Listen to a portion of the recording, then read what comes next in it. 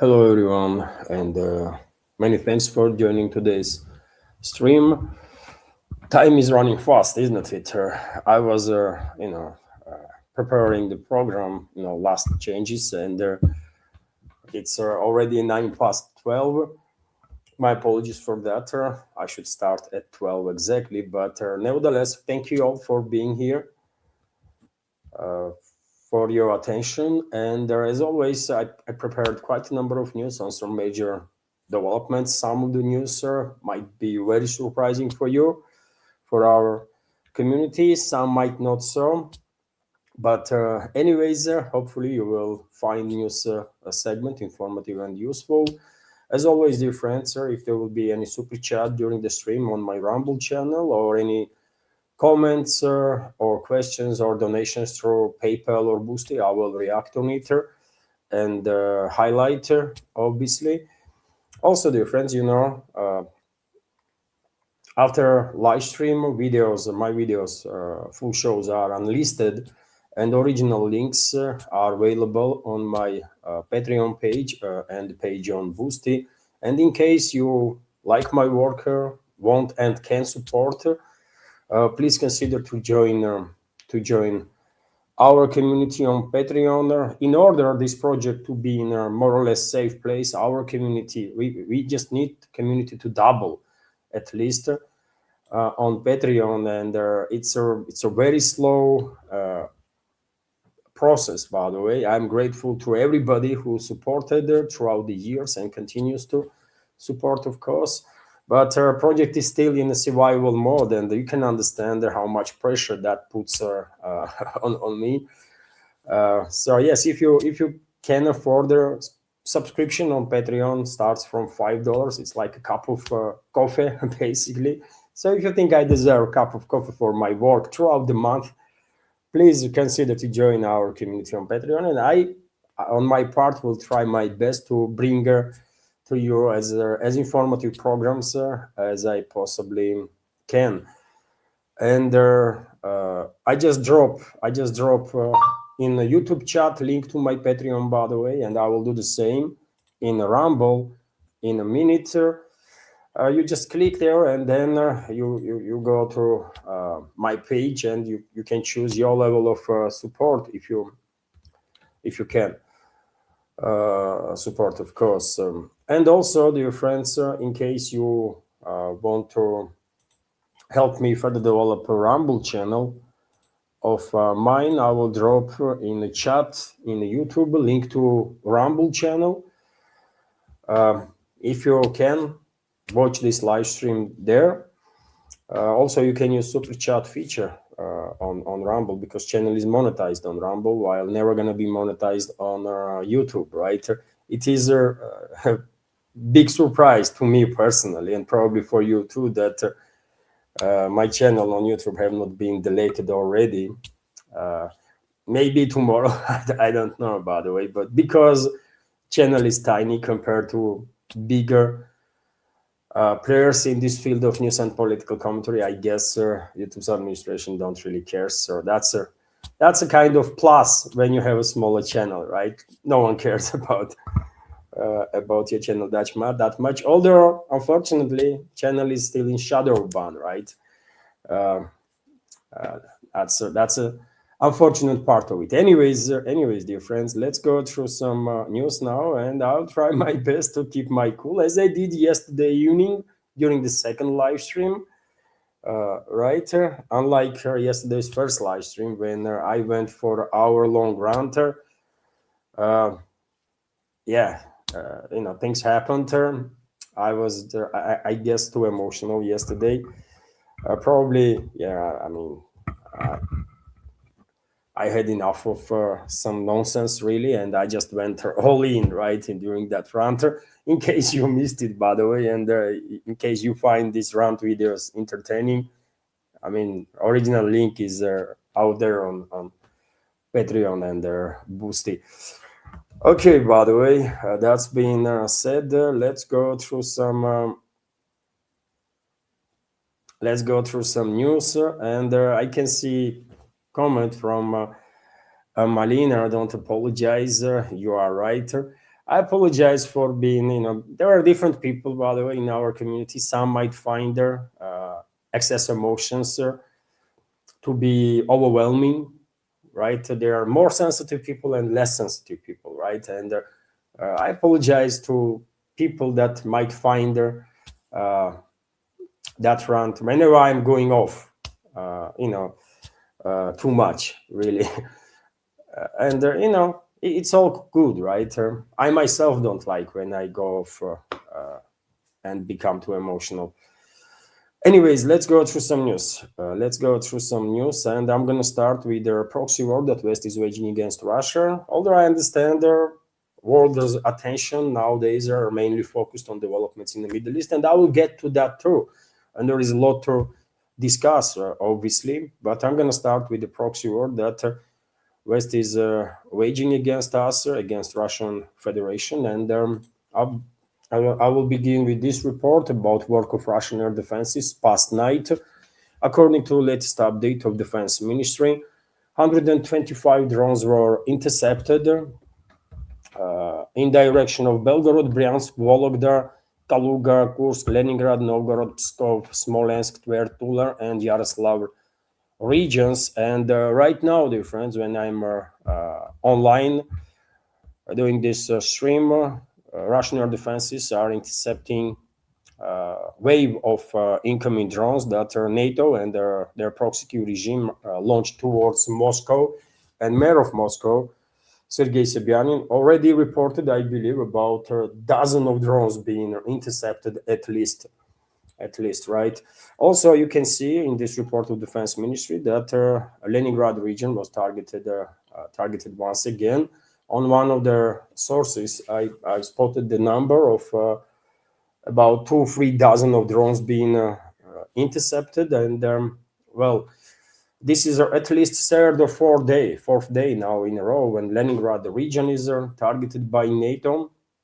And I said in my previous updates that whenever this is happening, whenever Leningrad region is targeted, my understanding is that these drones are launched from Baltic states, from Baltic NATO member entities, Estonia, Latvia, Lithuania, possibly even Finland is participating in these attacks on the Russian Federation, although it's less likely that, even though extremely Russia-hating, Russophobe, but nevertheless, I think are a little more adequate than leadership in Estonia, for example. Finnish militaries or their security services would authorize their territory to be used for direct strikes on Russia. Not yet, at least. So therefore, I think it's Lithuania, Latvia, and Estonia, most likely, that are providing their territory for these drone launches. And in past several days, when there was a big number of drones, hundreds of drones actually, that were launched towards the Leningrad region, well, in all three republics, in Lithuania, in Latvia, and Estonia, there was instances when these Ukrainian NATO drones were crashing. In Estonia, I believe, Estonia and Latvia, one of the drones crashed actually in a tower of energy, some energy infrastructure or something. But nevertheless, in all three republics, drones have crashed due to malfunction, I guess, whatever the case. Right, and well, nowadays some explanation has been pushed forward by different sources that, well, in reality, it's not the territory of these Baltic Chihuahuas that are used as a launch point, but their airspace is used, and allegedly Kyiv regime and NATO are launching drones from somewhere western Ukraine. Drones are entering Polish territory, then through Suwalki Gap, entering Lithuania, then Latvia, Estonia, and from Estonia in Leningrad region. Technically speaking, this is possible. But in either way, if ground of the Lithuania, Latvia, and Estonia are used for launches, or if their airspace is being provided for those drones to strike Leningrad region. Either way, these countries are directly involved in this war, right? because we are talking about a weapon that is targeting Russian civilians, Russian residential areas, Russian economical, industrial areas. It's an act of war. Which way you look at it, it's a still act of war. And less and less people are still pushing narrative that Kiev regime is launching these drones from Kiev control territory, and they are managing to bypass all the Russian regions between, let's say, Chernigov and Sumy regions of the Ukraine up to Leningrad region, because no one buys this, right? It's just impossible, literally impossible, right? 60, 100 drones to bypass Russian air defenses through these regions. Not happening, right? So it is clear now for everybody, very few people arguing about it, that Baltic Chihuahuas are involved in these attacks, Lithuania, Latvia, and Estonia, and there are some reports about Poland being involved also, if Poland is providing its airspace, right, for these NATO attacks. Whatever the case, as I already said, dear friends, during the past night, air defenses intercepted 20 to 30 drones in the Leningrad region. During the day, we might have some update on that, and of course, in next my video, I will share this additional information with you. And I just mentioned that in previous days, there was a massive waves of attack on the Leningrad region direction. And right now on your screen, you can see, for example, aftermath of these attacks. I can make it like bigger on the screen. This is Ust-Luga portal area, which was, you can see, by the way, significantly damaged, engulfed in fire as a result of, this terrorist attack of NATO and their proxy Kiev regime, most definitely from NATO territory, and their damage is significant. I mean, no doubts about it. This particular frame looks like something from apocalyptic movie, isn't it? And reports are that fire at the Ust-Luga port in Leningrad region erupted after an attack by formerly Ukrainian, in reality NATO drones. The port specializes in the export of oil, coal, and gas, and is the largest in the Baltics. Their neighboring port of Primorsk was attacked also day before attack on Ust-Luga, and yet again, horrifying image right there of aftermath of these attacks. And when it comes to this assault on the Leningrad region, I have also this report for you, in case you missed my yesterday's second live stream. So for several days, Ukrainian NATO drones have been attacking the Leningrad region. Yesterday, governor reported that more than 30 drones were intercepted. Actually, more than 50 drones. Eventually, that was a final number, that more than 50 drones were intercepted yesterday. But some of those drones still managed to reach their targets. Thus, after the port of Primorsk and port of Ust-Luga was attacked, in addition, there were strikes on the Russian Federation Security Service, FSB, patrol icebreaker of a project 23550 being built for the FSB border service and the Vyborg shipyard, on Vyborg shipyard. And the vessel suffered the damage and subsequently rolled over. And it is reported that one of the drones attempted to attack FSB building itself in Vyborg. And on your screen right now, you can see this construction of this vessel, icebreaker. Its vessel is tilted, right? So damage was, I guess, serious. Damage was serious. And yet again, for now, last night, Leningrad region was attacked again, and as of now, I did not see any details or about consequences. Yet again, if any updates, of course, I will share additional information about that in next my programs. And I mentioned that in all three Baltic Chihuahua states, quasi-states, Lithuania, Latvia, Estonia, these Ukrainian NATO drones crashed. And Lithuanian Foreign Ministry, you're not going to believe this, man. You're not going to believe this. Lithuanian Foreign Ministry issued a note to Russian ambassador regarding that Ukrainian NATO drone that crashed in their country, in Latvia. How about that? So they are not issuing note of protest to Kiev regime or to Brussels because of this drone crash there, and there was a probability that civilians could be hurt, right, killed or wounded. They don't care about it. Actually, they are trying to weaponize even this situation against Russia. That's how Russophobe these freaking idiots are, man. That formally are in charge of these Nazi entities, truly Nazi fascist entities in the Baltics, right? Lithuania, Latvia, Estonia.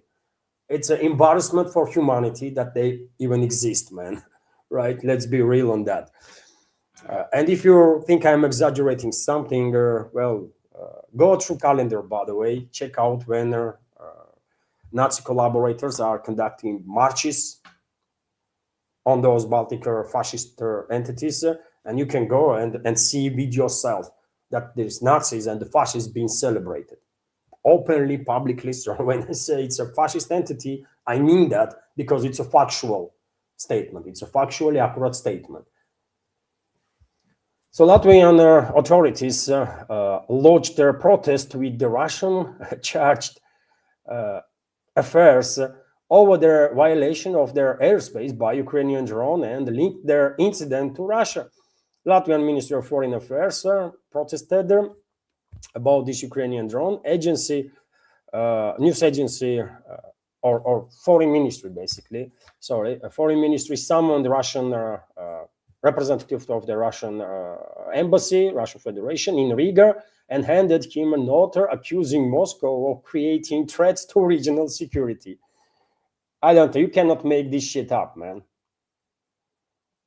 According to the ministry, so-called Ministry of Foreign Affairs of Latvia, Ukrainian armed forces drone crashed in Latvian territory, allegedly entering the country from Russia. Goodness me, man. This is impossible. This is just, I mean, if this was not a report in the media and I just told you the story, probably you will say, I mean, Levan, did you check everything there? I mean, is it actually correct report? It is, man. It is. You just cannot make this shit up, man. Right? You just cannot. Unbelievable. And so, yes, that's with whom we are dealing, dear friends. That's with whom we are dealing.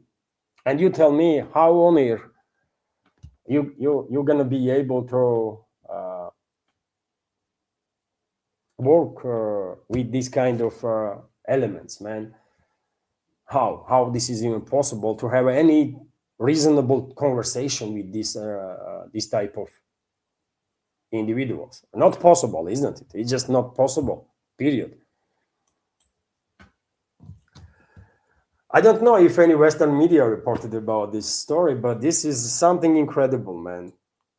You know, instead of complaining to Brussels or to their own government or to Kiev regime, they are accusing Russia for Ukrainian drone that crashed on their territory. I mean, seriously, man. Okay, that's something extraordinary. And you might ask what Russia is doing to react or respond to this clearly hostile activity of their Baltic entities. And I don't know. I don't know really what Moscow plans about it, or if anything. I don't even want to talk about this stuff no more.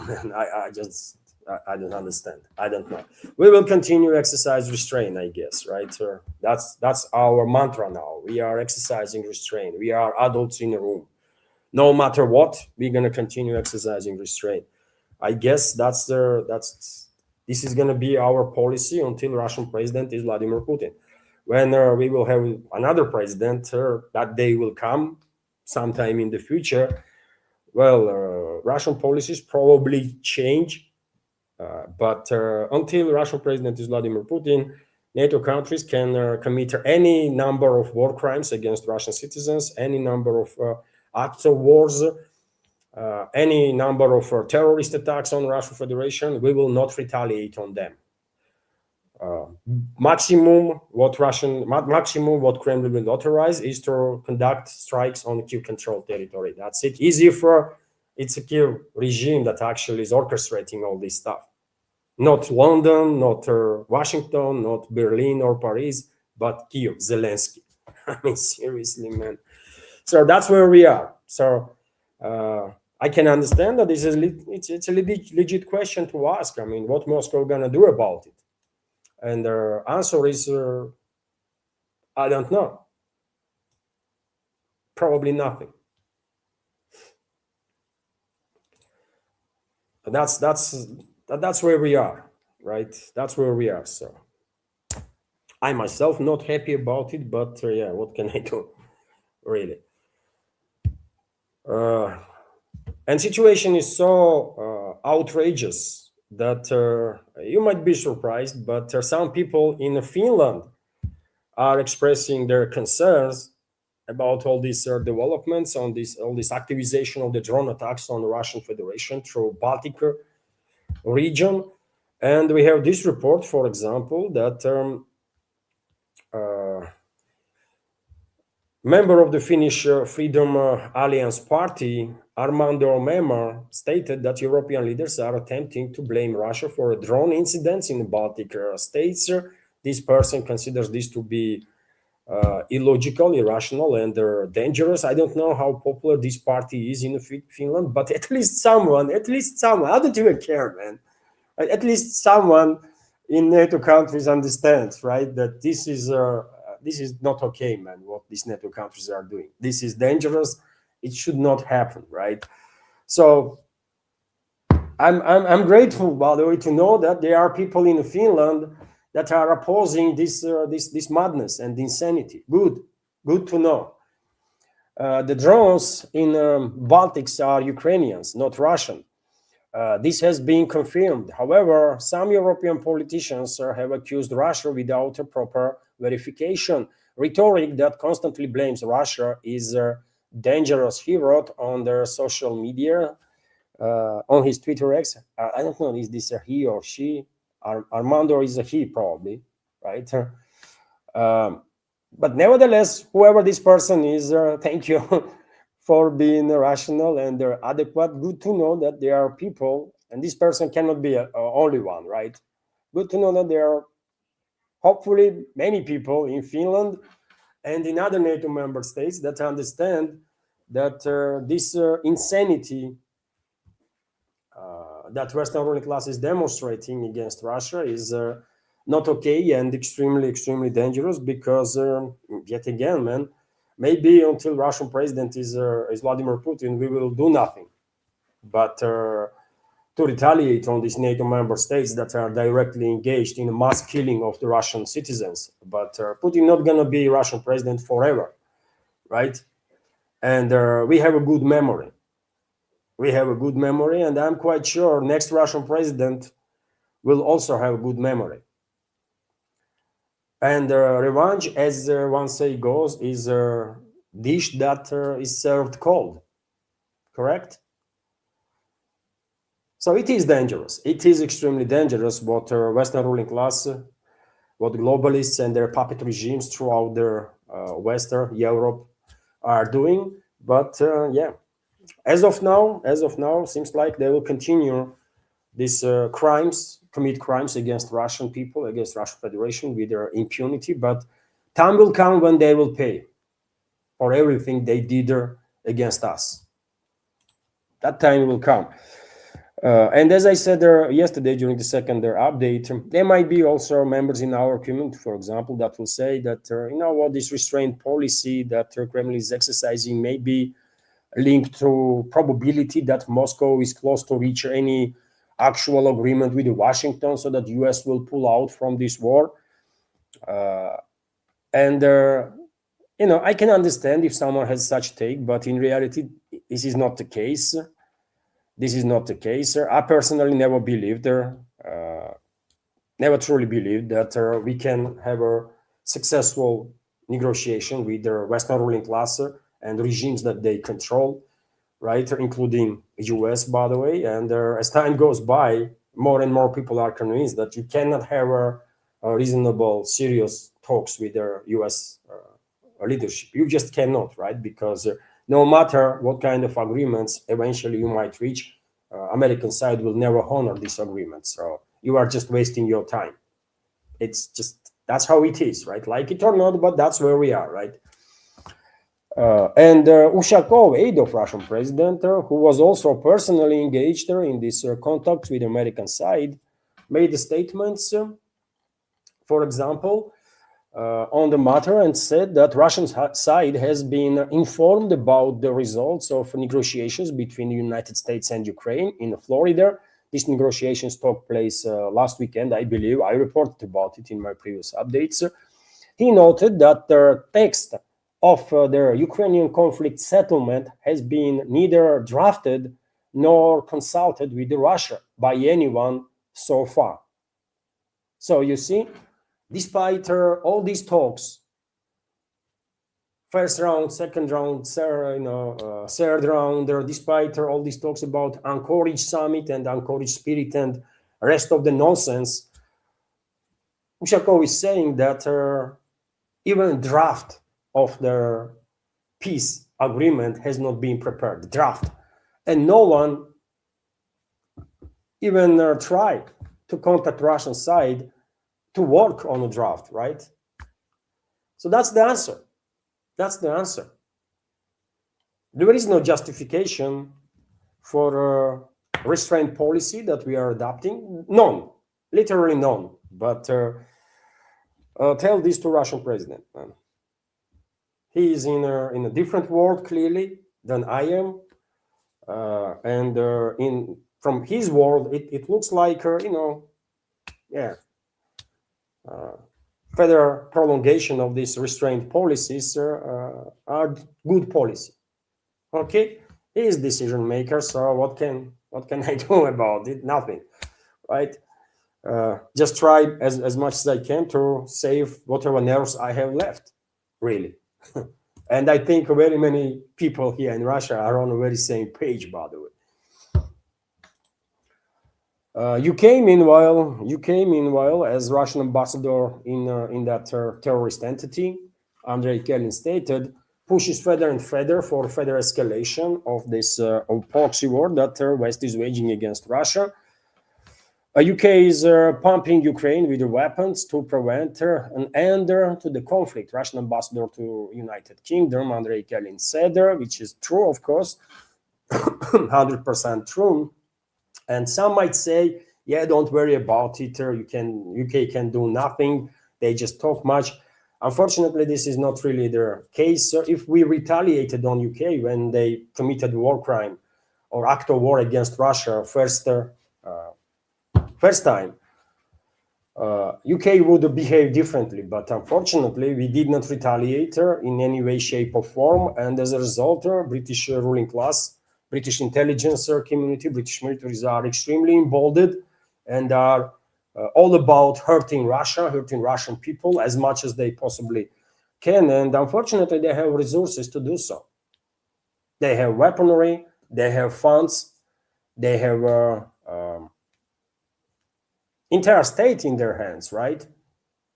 To use in any way they want, as long as their policies are hurtful for Russian Federation. And on this matter, we have this report that Starmer, Prime Minister of UK, authorizes British forces to detain Shadow Fleet, so-called Shadow Fleet vessels. What about that? UK already was directly, British military's intelligence directly involved in hijacking of quite a number of Russian vessels. UK, British militaries and their intelligence services were and still are involved in all the terrorist attacks on Russian citizens and Russian assets throughout the southern sectors of the front line and also on the Russian territory. Because of the UK, hostility of the UK, I will argue that thousands, if not the tens of thousands of Russian citizens have been killed and wounded because of the UK. It's a dangerous, it might not be US level danger, not as capable as US, right? But nevertheless, it's a still threat that cannot be underestimated. And they're going to follow through this decision 100%, because, as I said, they are emboldened.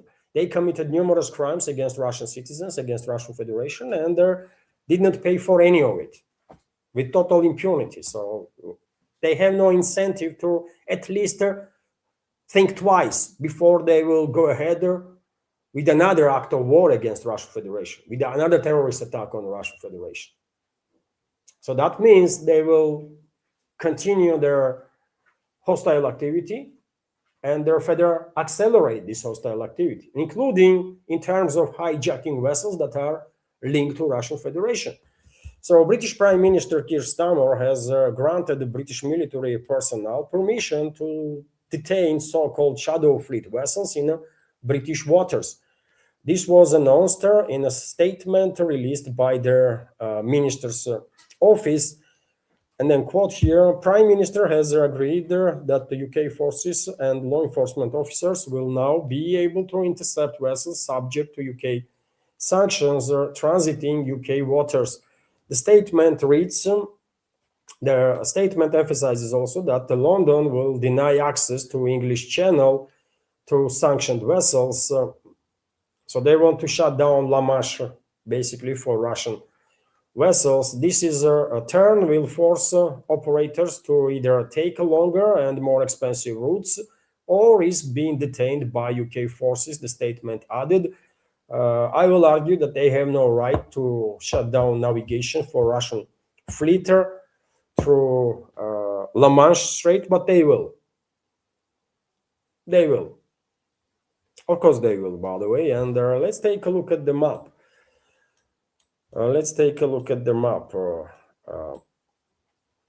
UK, basically, what they want, and I guess they will bring Iceland on board too. What they want is to completely cut off European part of Russia, basically, from Atlantics. Completely cut off European Russian ports from Atlantics, right? Because there is a few routes that European part of Russian Federation can use now, and Russian ports in European part. One is a northern route, right? That goes through Barents Sea, Northern Sea, right? Eventually enters Atlantics. There is a Baltic Sea route that also has to enter Northern Sea, right? Then either pass through La Manche or English Channel, as they call it, or to try somehow to navigate in a way that those vessels will avoid entering waters of either Norway or the UK, and then do the same in between Britain and Iceland to enter the Atlantics. It's a tricky stuff, by the way, right? It's a tricky stuff. They can hijack vessel and then say vessel was in their economical waters, and what you're gonna do about it, right? If you didn't do anything until now, hardly you will do anything from now on, as long as you have a leadership that implements this kind of policies, right? That will be the calculation on behalf of London. And so quite effectively, they are imposing maritime embargo on Russia's European part, at least, on the Russian Federation. I would not be surprised at all if Japan and South Korea will be pushed by globalists, by Western ruling class, to further accelerate their hostilities towards the Russia, to create tensions in Pacifics too, and to cut off Russia from Pacifics. Although, of course, Japan and South Korea have much less resources to succeed in that than European NATO member states do, right? Because it's an entire freaking gang there in Europe, right? Dozens of them that are controlled tremendous areas, actually. So this is a serious stuff, by the way. This is very serious stuff, and I don't even know what we can do about it. Or I should use phrase it differently. I know what we should do about it personally, but I am not sure we will do anything about it. We will just indoor blockade. That's it. And every now and then complain that Russian link vessels being attacked, hijacked, and so on and so forth. Right? Eventually, there are going to be no freaking vessels that will dare to enter Russian ports. That are not Russian vessels, actually, right? So it's a serious stuff. It's much more serious stuff that some people might understand right now. And UK's leadership, as I said, man, they are so emboldened that they are on offensive. They are on absolute offensive against the Russian Federation. And we have this report, for example, for this morning, that drones attacked a tanker carrying 140,000 tons of oil off the coast of Turkey. How about that? 140,000 freaking tons of oil on board of the vessel that took off from Russian Federation. This vessel was loaded in Russia with this oil, and it was targeted not far away from Bosphorus, I believe. Let me give you details.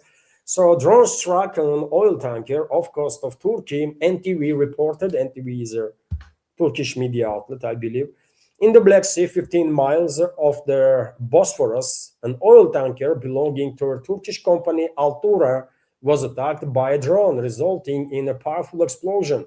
The tanker was carrying 140,000 tons of oil, TV channel reported. According to this source, crew requested assistance. The ship's bridge and engine room were damaged. The crew, consisting of 27 Turkish citizens, was not injured. Turkish Transport and Infrastructure Minister Abdul Kadir Uraloglu clarified that the tanker was likely attacked by unmanned boat, by drones, basically. The vessel is owned by their foreign company, but managed by Turkish company. So vessel itself might be owned by a Russian company, or I don't know, man, company from anywhere in the world, but it was operated by Turkish company. There was a Turkish crew on board, and this attack happened 15 miles from Bosphorus, strategical waterway, of course, Bosphorus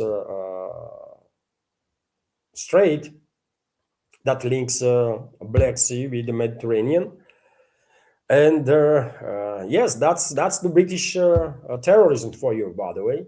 As I have said, UK is in a full-scale offensive on the Russian Federation. They are committing numerous acts of war against Russia and all the terrorist attacks.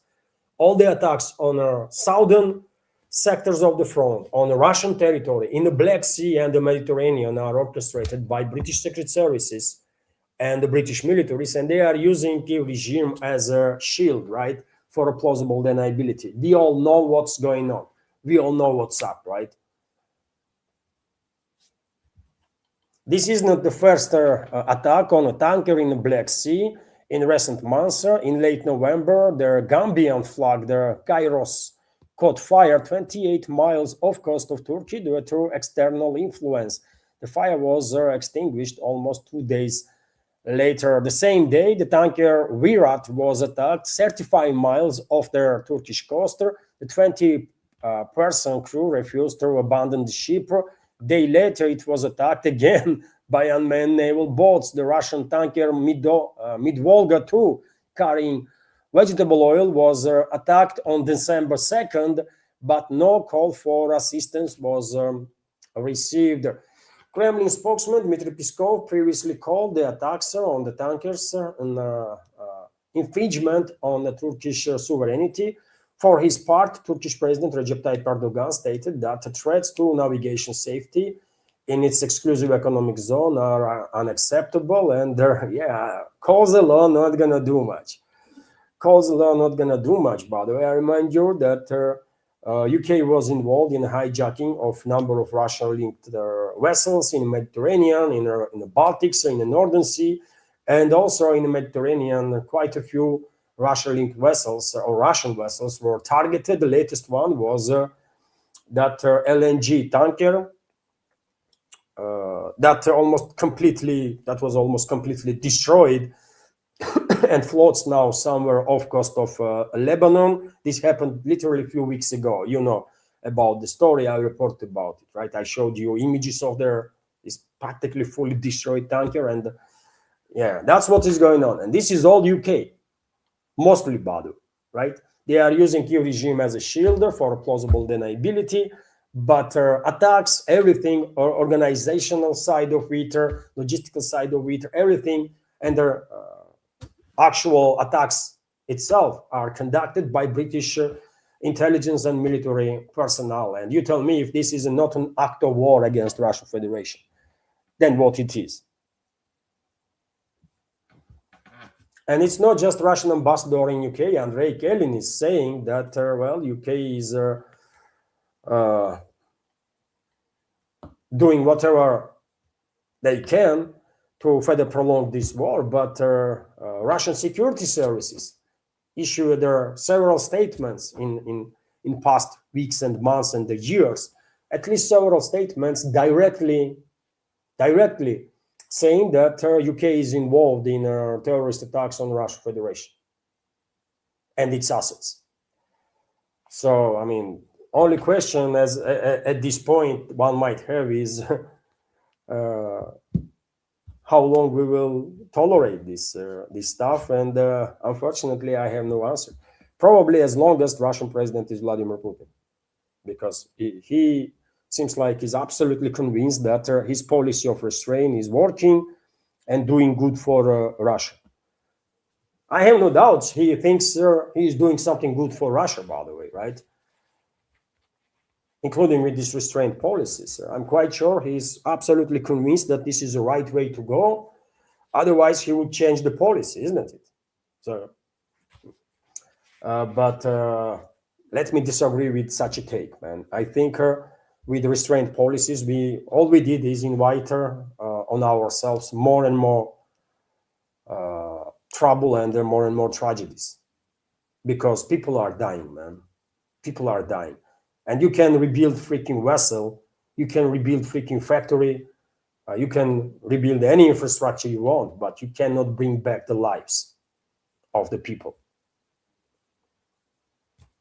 And people are dying.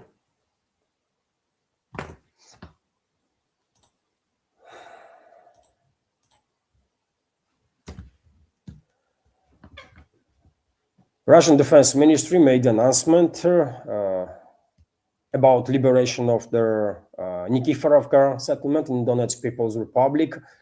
Yesterday, I believe I highlighted this area and the progress of the Russian militaries in this direction. But at that point, there was no official confirmation on the matter. Now we have a confirmation that this settlement, Nikiforovka,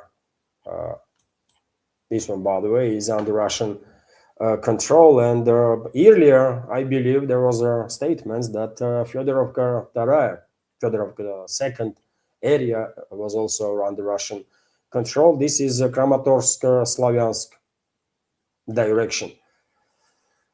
Also, reports are coming in that Russian armed forces established control over this area. By the way, Shavzhovka, or whatever the name is, Shevyakovka. This is a Kharkov region, and well, process of creation of this buffer zone basically continues. A few days ago, I reported about liberation of the area of Pishane, also in Kharkov region on the northern tip of this oblast. Right, so I guess it's only a matter of time, and Russian troops will link all these buffer zones. By the way, Lipsy direction, Volchansk direction, this Pishane direction. Let's say all these settlements will be liberated, and we will see this area being linked up to also But if you ask me, I believe that this proxy war that West is waging against Russia will only end when Russian troops will be on the borders of the Western Ukraine. We might see some pauses. We might see some Minsk 3 type of agreements, Minsk 4 agreements, and that kind of stuff. But truly, this war will only end when Russian militaries will be on the border of the Western Ukraine, and this will happen. This should be done by now, and would be done if hands of Russian militaries and security services were untied. But because political decision is not made, Russian forces are for have no option but to fight with their hands being tied behind their backs, and well, in such circumstances, of course, despite the progress, significant progress on the battlefield, of course, much more time is required to reach the tasks that militaries and security services have. But eventually, we're gonna be on the border of the Western Ukraine. Western Ukraine itself, as I have said many times before, eventually gonna be reclaimed there by Poland, Hungary, and Romania. For the time being, there might be some temporary Ukrainian government or something like that. London will try to come up with such a nonsense in Western Ukraine, but eventually, I'm quite sure Poland, Hungary, and Romania will reclaim territories of that part. Rest of the Ukraine, as a historical Russia, will join Russian Federation, including not just Kharkov, but Kharkov, Odessa, Dnipropetrovsk, Kiev, of course, Sumy, Chernihiv, all of it, man, all of it. And that's when this war will actually end. I think so, right? Of course, situation might get fast-tracked if Western ruling class will decide that they are ready to capitulate, but we all understand that they are not there yet. They are not ready to capitulate. They are so emboldened, by the way. They are so emboldened that they probably are more than convinced that they are winning or something. So it is what it is. Let's go through some other news now. Let's go through some other news and talk about Middle Eastern developments. Although before I do so, dear friends, let me check on Rumble to make sure that I'm not gonna miss any super chat. There is no super chat there on Rumble. Also, let me check. Boosty. Yeah, nothing on the Boosty through, and no messages from Anna, so there was nothing through PayPal either. Or no. There was by the way on the Boosty from Malina. Thank you very much, Malina, for your $5 donation. There is no message. At least I cannot see message there. But thank you very much for your $5 donation through Boosty. I appreciate your support. Let me just make sure that there is no message to highlight. It takes only like a few seconds, by the way.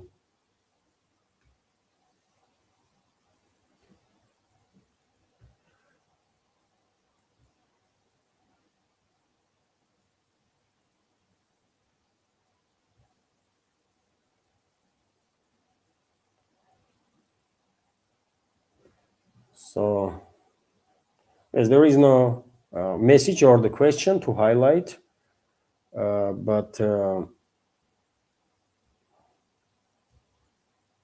I will make a screenshot now to highlight donation itself.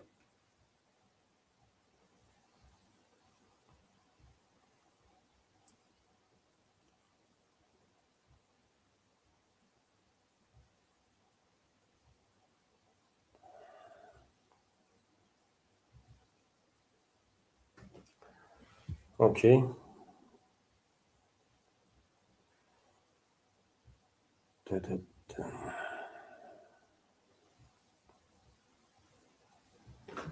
Okay, by the way.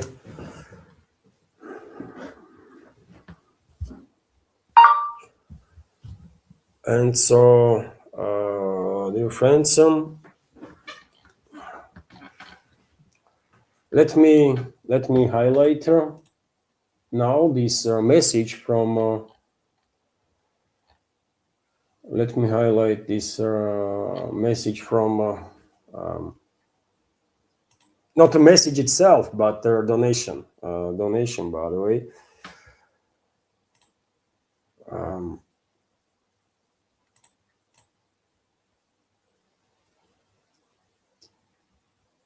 What the hell, man?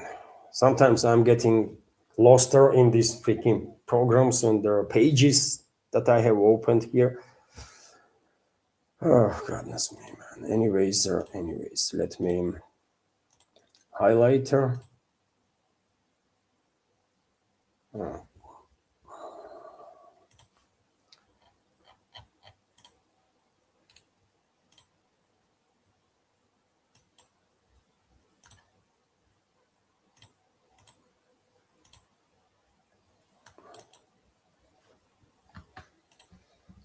So that's the message from that's the donation from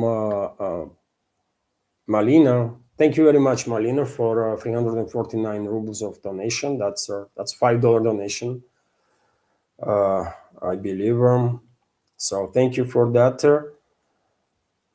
And also, I'm gonna react right now. There was a super chat on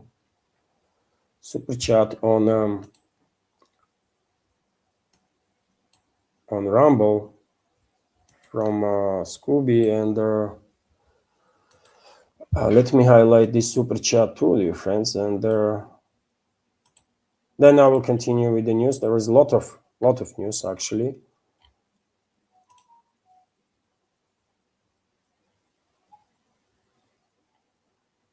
A lot of news,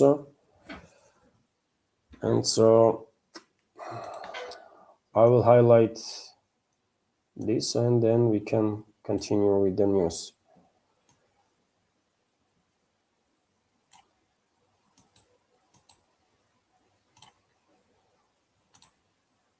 So okay,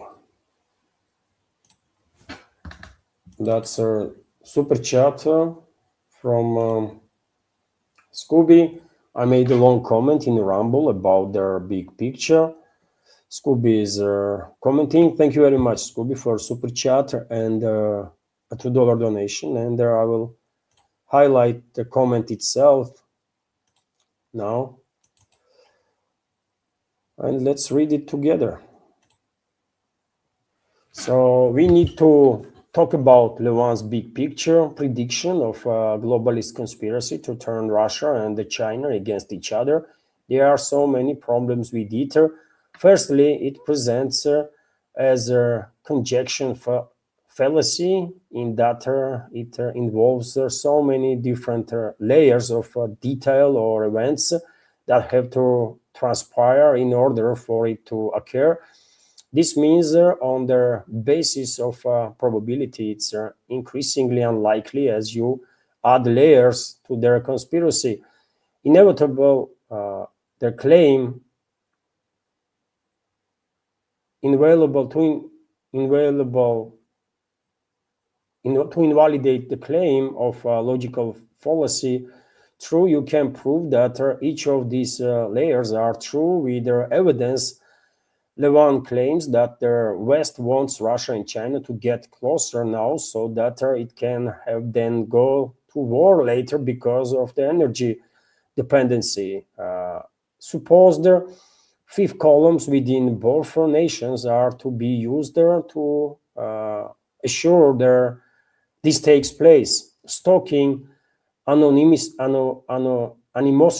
and stiffing cooperation between their two nations, despite it being in both national interests. Lewan has not proven or provided evidence that this is a plan by the West. neither with their documented evidence like Brian Berlitic does, nor with their evidence of any statement or they're indicated by individuals in power within the West. This layer, what are you talking about? In the West, everybody is not everybody, but many people are dreaming about creating tensions between Russia and China. When it comes to evidences, do you want like numbers? You can Google, by the way, how dependent Chinese economy is on Russia in terms of some natural goods, for example, and what will happen if this dependence will reach a critical level, right?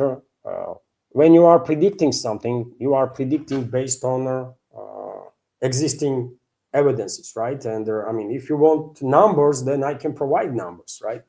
But if you are a priori opposing the idea, then well, okay. I mean, no number's gonna prove to you anything, right? But based on my reading of the big picture, I'm quite successfully predicted this war, for example, in the Middle East, many other things, but this war too. And surprisingly, it was yesterday, I believe, one of the members of our community went as far in the archive of the videos as 3 years ago and commented there. That's how I know it. And commented there. And I watched the video, by the way, actually. And in that video, I was talking about this war that is happening right now in the Middle East. 3 years ago, by the way, right? So how?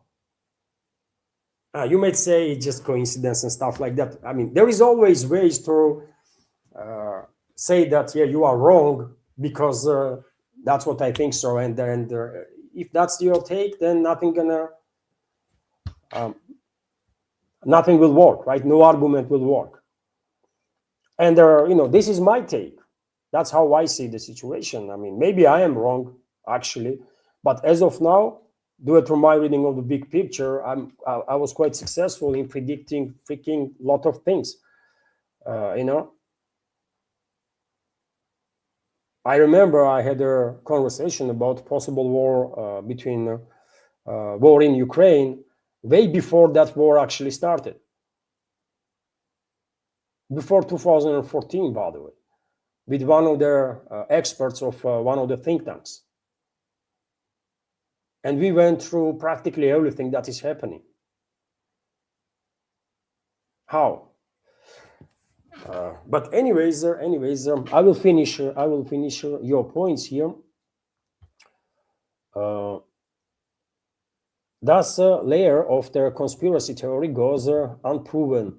Levan was not willing to mention their name of their any compromised fifth column individual. I mean, you want me to go to jail or what? I remember your comment why you were not name anybody. You cannot throw names out there. I might be absolutely convinced that certain individuals are engaged in dodgy stuff, but when you make a claim, you have to prove it. Otherwise, you might end up in a freaking jail or you might get killed, man. So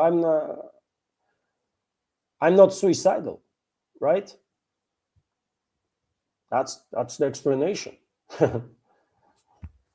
Which is kind of understandable, but also would not mention Chinese individuals either. You want me to go to Chinese fifth column? I mean, really? Why would I care about them? And I care about Russia to be safe. I don't really give a damn about China.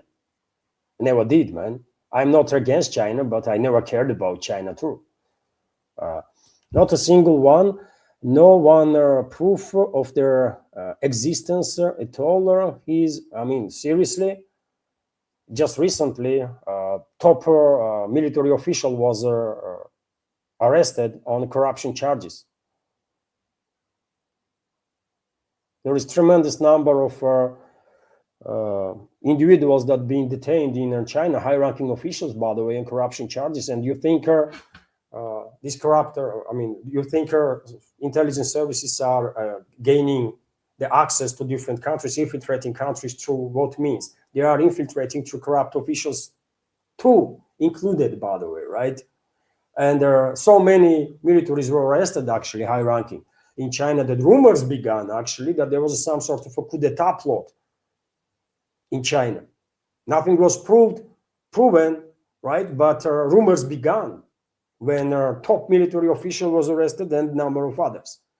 And this is not something unique that happened to China.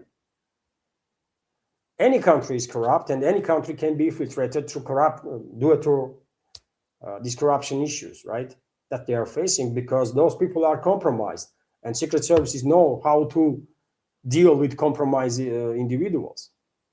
So if you think there is no fifth column, either in Russia or in China, then okay, I mean, it's your opinion, but I think there is fifth column, actually. Anyways, let me finish here. Not a single one, nor any proof of their existence at all.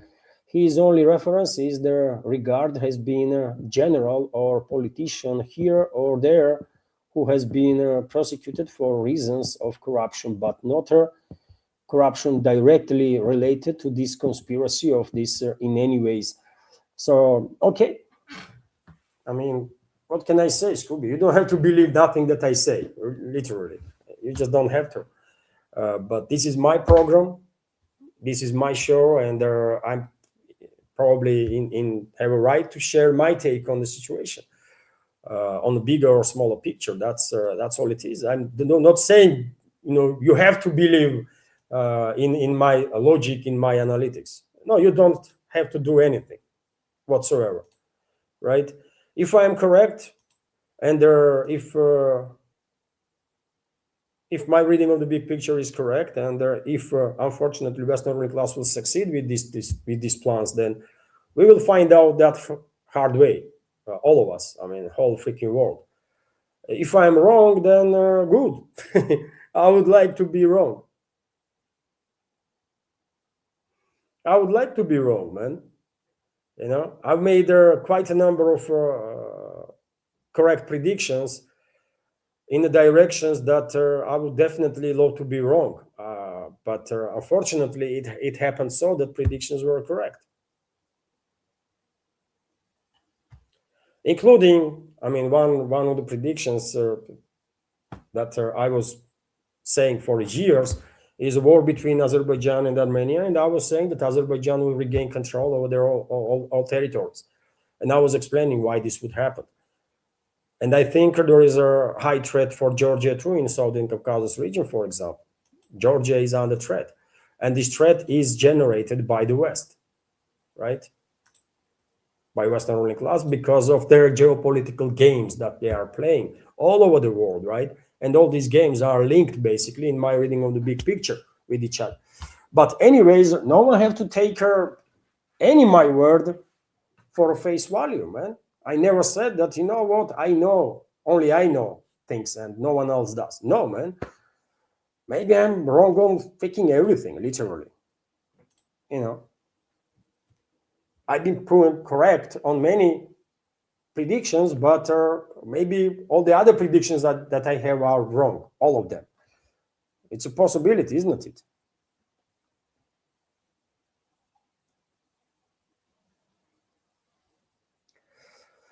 And I see this commenter, Sachin Kuder is commenting, Levon missed some news, sir. Duma delegation is planning to travel Washington to engage in an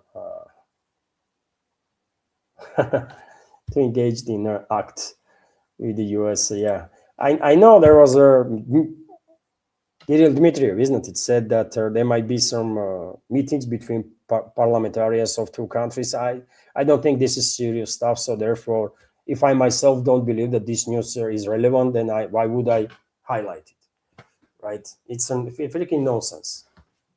And MPs, we have I'm quite sure we have plenty of freaking nobodies in the Duma that pretending to be people that care about Russians, and Russian citizens, as it is the case in any other parliament, by the way.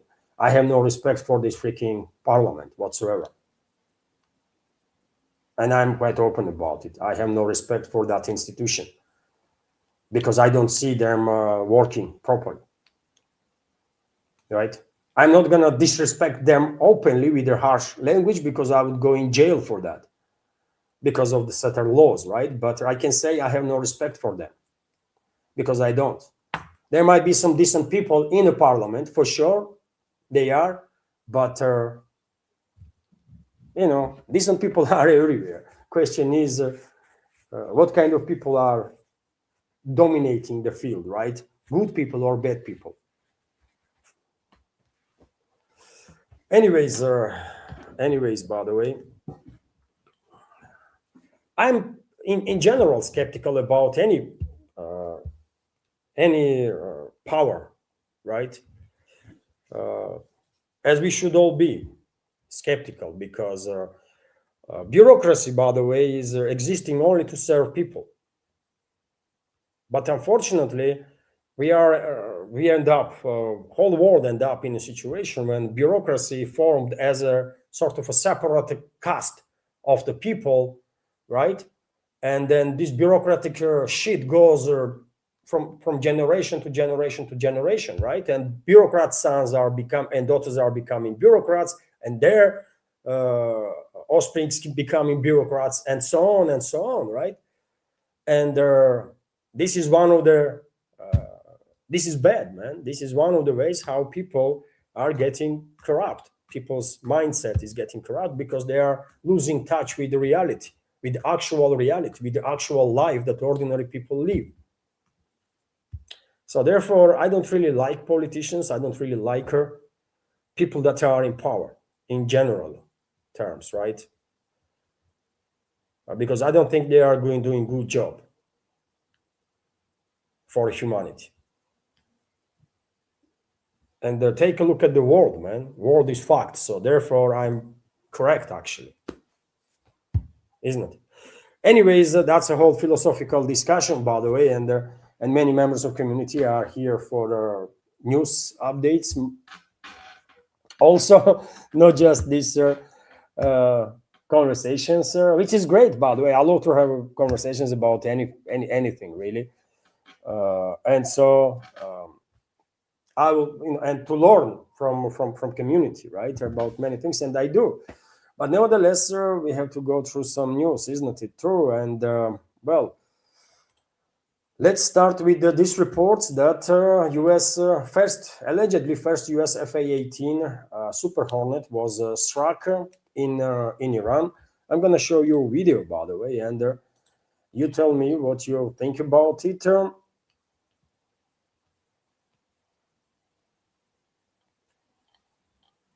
Scooby. Scooby, I saw Scooby dropped another super chatter and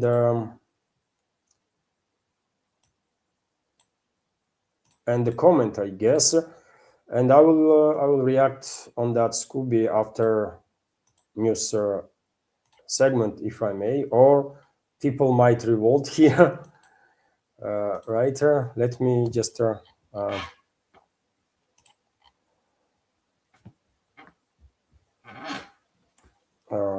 let me just copy the.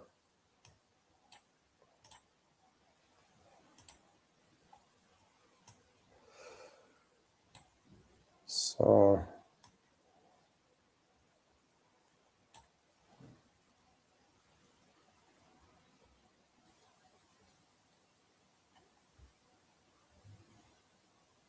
so I made a screenshot, so I guess, yeah, I will react on it after the news segment.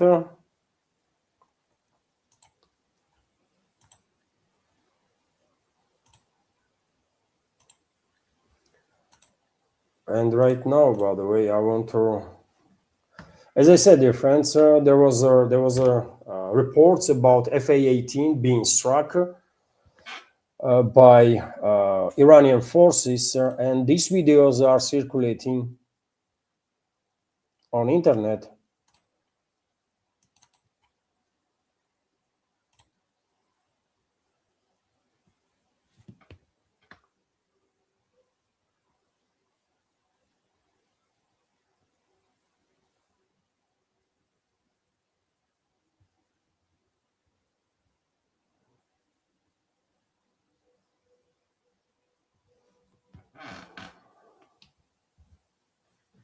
So, and there is many other videos made from different angles.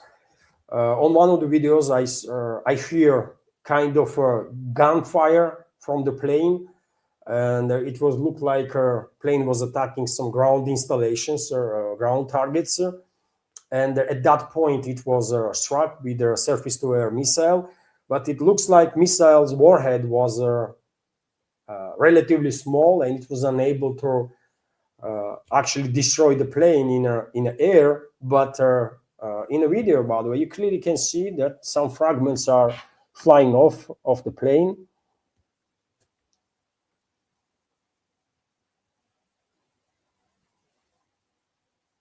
You see? So there was a damage. There was clearly some damage done to this plane.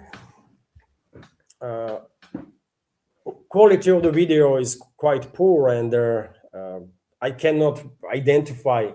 This is not enough to identify plane itself. Is it actually F-18? It looks like, but it could be F-16 too, by the way. It could be F-16 too. I struggle to identify, visually identify plane right there. Although I know almost all planes. I can identify almost all planes, right? Visually when I see it. But in this video, it's difficult to say. It could be either F-18 or F-16 too. But either way, US rejected these claims from Iranian side that they managed to successfully target US fighter jet. And for example, SETCOM made this statement that no FA-18 was struck.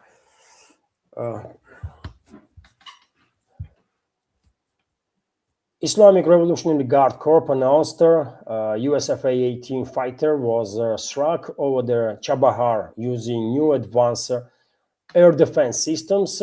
And well, they are claiming, I mean, SETCOM, Pentagon basically claims that this is a false information. Yet again, maybe it was F-16, by the way. Based on these videos, based on the qualities, because of the poor quality, I personally struggle to identify the plane. Clearly something was struck, and it's not AI. This same episode was filmed from so many angles that it's clearly a real video. Either US or Israeli plane was clearly struck. And that's the main point here. The rest of it is nuances that we will find out. Was it an Israeli plane? Was it a US plane?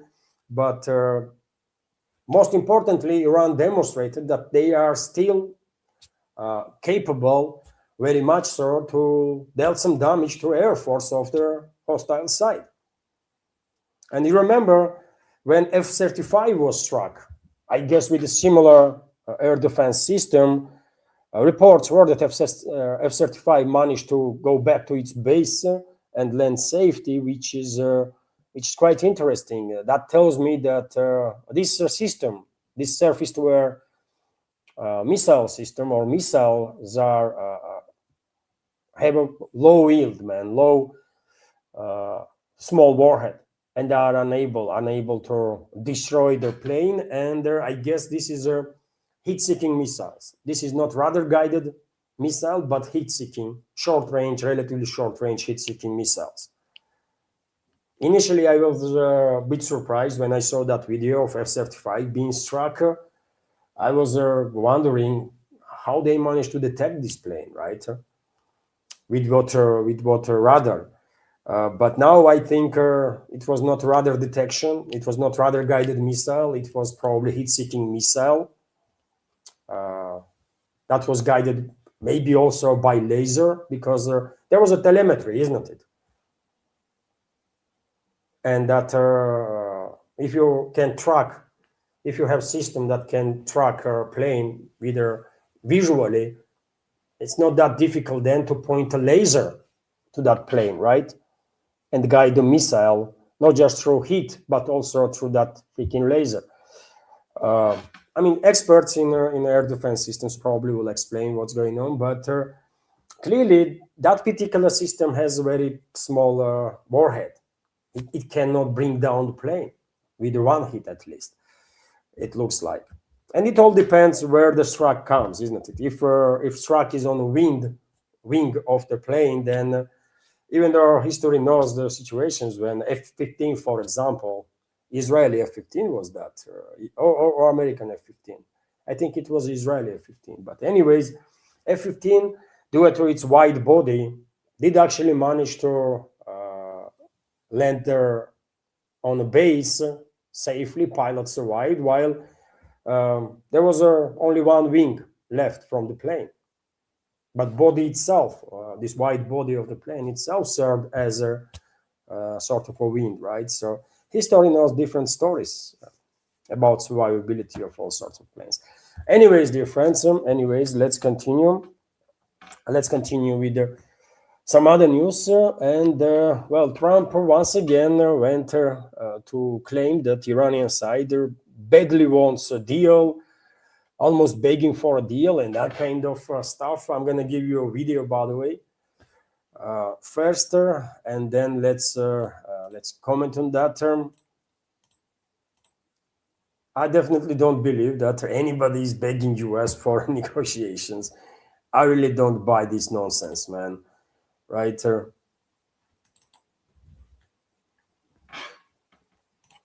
Another one, I tell you, we're winning so big, nobody's ever seen anything like we're doing in the Middle East with Iran. And they are negotiating, by the way, and they want to make a deal so badly, but they're afraid to say it because they figure they'll be killed by their own people. They're also afraid they'll be killed by us.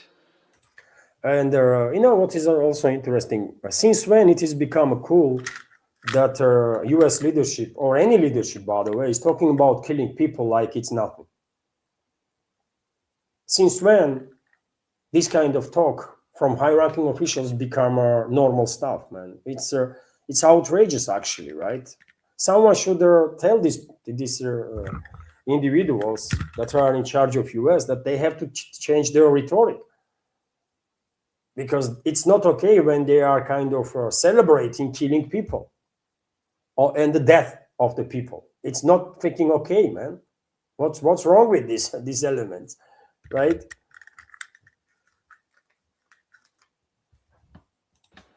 There's never been a head of a country that wanted that job less than being the head of Iran.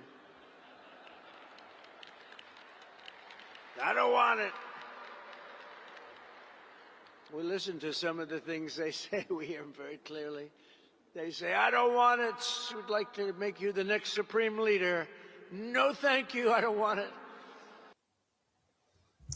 So you see there, he continues to, on one side, celebrate killing of the people, death of the people, which is insane, truly insane. This is not healthy, man. They clearly have some issues with with psyche, right? But and they are demonstrating this insanity publicly, and there is some applause and cheers, right? Which is even more worrisome, because there are people that actually like this kind of stuff. Insane, right? And on the other hand, more Trump talks about Iranian side begging for negotiations.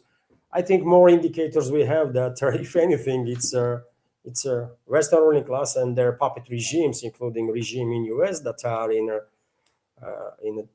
trouble, actually, right? Because they have no freaking idea what to do next. Seems like maybe they had a plan A and plan B, none of them work, and maybe they didn't work plan C, and now are kind of confused what to do next, right? And are trying to buy some time before they will come up with this plan C that they will try to implement. In any ways, this kind of rhetoric is deeply disturbing, man. This is not okay, not normal, right? When they are going out in the public and celebrating, killing people left and right, including religious leaders of their, in other countries, it's insane, man. You don't kill religious leaders. You just don't. because you are insulting everybody in that faith, of that faith. But tell this to either Trump or the Hexet or rest of those idiots, man, right? And more they talk about this so-called talks that they are engaged in, more indicators we have, that their intent, the intent is to create some tensions inside their Iranian, different Iranian factions, 100%. They even bring in IAEA chief, Rafael Grossi, who is an asset of Western secret services and Israeli secret services. This is, I don't think this is even questionable. You remember exactly before Israel launched previous war against Iran, IAEA dropped their document that was giving the opportunity of specific interpretation that was used by Israel to justify its attack on Iran. So clearly, Rafael Grossi, in my personal opinion, is an asset of Mossad, CIA, MI6, whomever, right? This is deeply corrupt individual, and the same can be said about this institution too. Formerly UN body, International Atomic Energy Agency, in reality tool in the hands of Israelis and Americans and Brits, right? And they bring Grossi into this deception operation and give him a talking point, I guess. And Grossi went to say that US-Iran talks may take place this weekend in Islamabad, Pakistan. I don't believe this is true. I don't think this is true. But yet again, Western ruling cluster and their puppet regimes, their propaganda outlets are pushing hard to create this illusion that there are some groups in Iran that are engaged in the talks with American sides, with Israeli sides, and that's supposed to create tensions within Iran. And they are going quite far, by the way, in this deception operation, because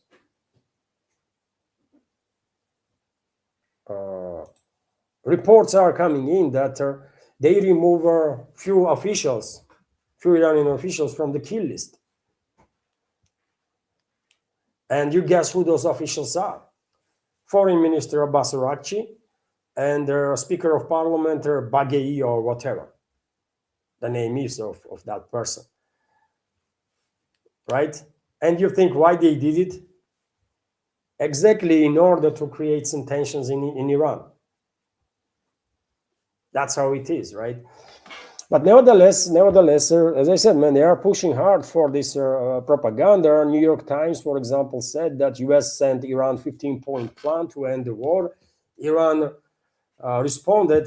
Yesterday in my second update, dear friends, I went through every single point in this so-called 15-point plan. If I may, I would not repeat, by the way, it's a freaking nonsense, right? Most of their points are freaking nonsense and repeating each other. It looks like someone with a very low IQ was writing this shit. Honestly, man, someone with, I don't know, man, 20, 30 IQ was writing this stuff or something, because it's a freaking garbage, right? Not surprisingly, Iran rejected this plan.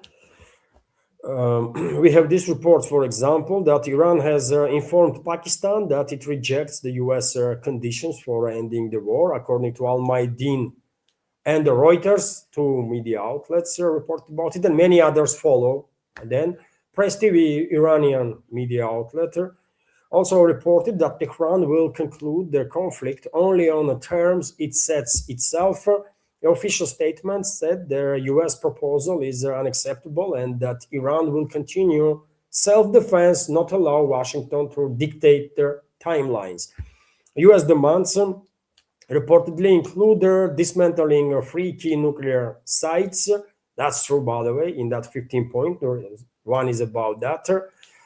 Halting uranium enrichment, true. Pausing ballistic missile developments, yes. Limiting support for proxies, and they're fully opening the Strait of Hormuz. In exchange, Washington offered sanctions relief and that kind of stuff. Iran said, no, thanks, sir. We will decide on ourselves, for ourselves. what is the conditions on which we will agree on to end the fire, right? To hold the fire. And as I said, dear friends, U.S. temporarily removed their top Iranian diplomats, parliament speaker from a target list, according to media reports,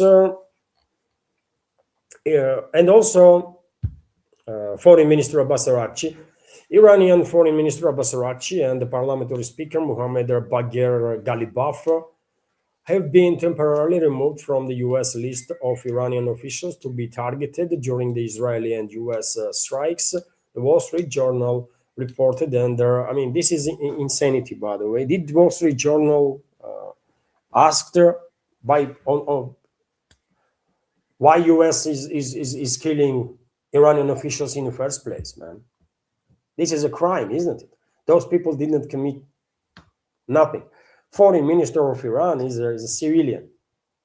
He's a civilian diplomat. Why he is in the kill list to begin with? Why Supreme Leader of Iran was in the kill list? Religious leader. These are psychopaths, man. US is controlled by actual psychopaths. I'm not exaggerating nothing. They are publicly saying, they are not even hiding it. They are publicly bragging about killing everybody. And how everyone have rights to become a leader now in Iran. Iran has its leaders, right? Iran has a supreme leader, and there are many other officials that are doing their job, right? But nevertheless, this report from Wall Street Journal is also part of deception operation, of course, to create tensions inside Iran. And I truly don't think this will work, man. I really don't think this will work. Yes, some might argue that Ghalibaf, Abbas Araghchi, Pezeshkian, president of Iran, that they are more moderates or they're more liberals or more pro-Western than others. But you know what? Maybe they were more pro-Western before US and Israel began killing Iranian civilians, Iranian children. And I don't think they are very much pro-Western now. I really don't think so. So therefore, they're not going to be able to create some internal tensions in Iran, man. I don't believe in that. Also, we should keep in mind that I believe Ghalibaf, Speaker of the Parliament, is very much linked with the IRGC, Iran's Revolutionary Guard Corps. He was in IRGC, right? He was one of the commanders of the IRGC.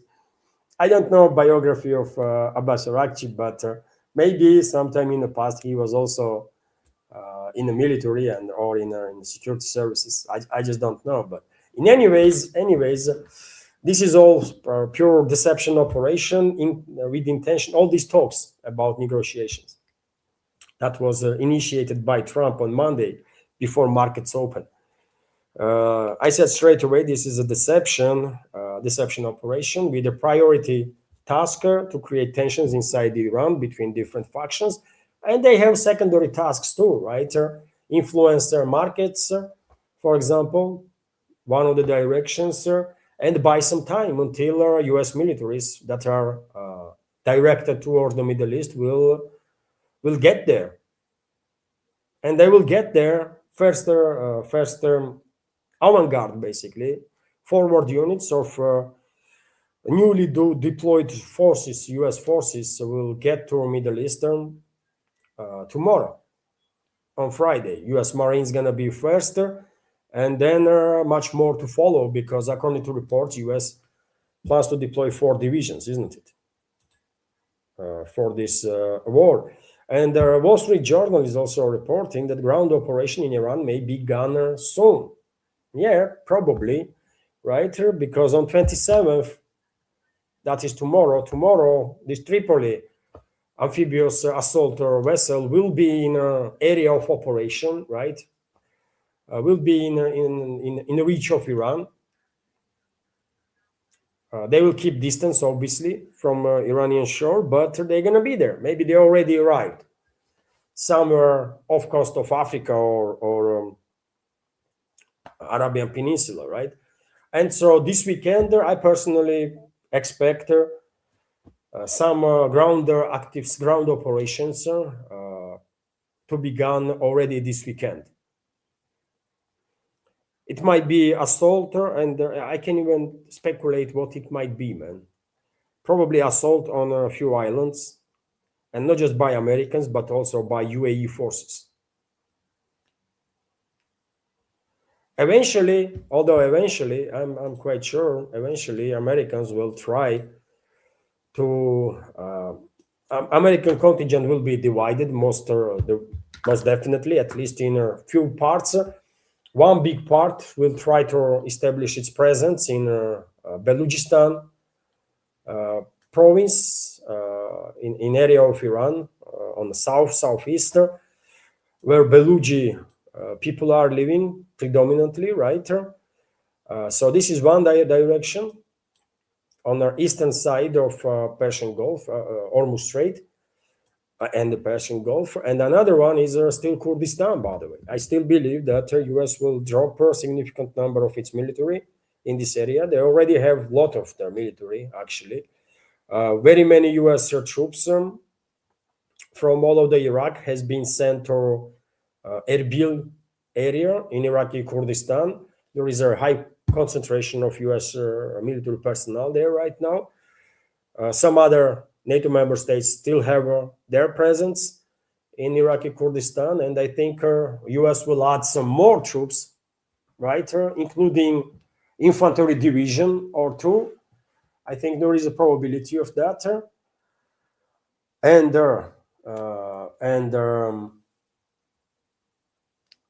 they will try to infiltrate Iran from Iraqi Kurdistan side too. But initially, on the first stage, we might see some fights for islands in the Persian Gulf that are disputed between UAE and Iran, by the way, right? And UAE might actually join American troops in an operation to establish control over those islands, which is going to be fatal mistake for UAE. Fatal mistake. They're not going to survive this, man. If UAE leadership will go for that, probably they are finished, because Iranian retaliation will be on such a level that UAE will just simply cease to exist shortly after. But anyways, let's go news by news, by the way. Let's go news by news.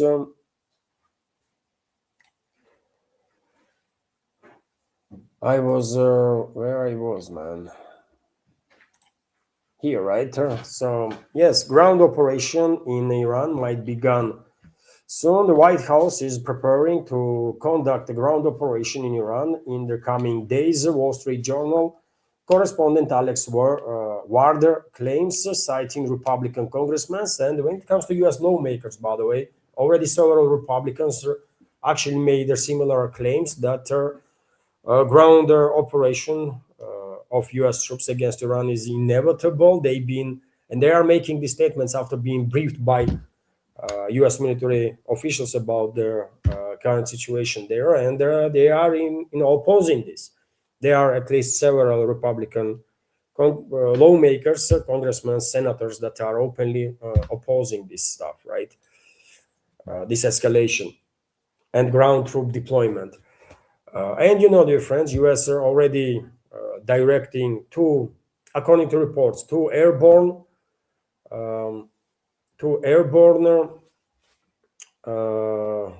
divisions and two infantry divisions, right?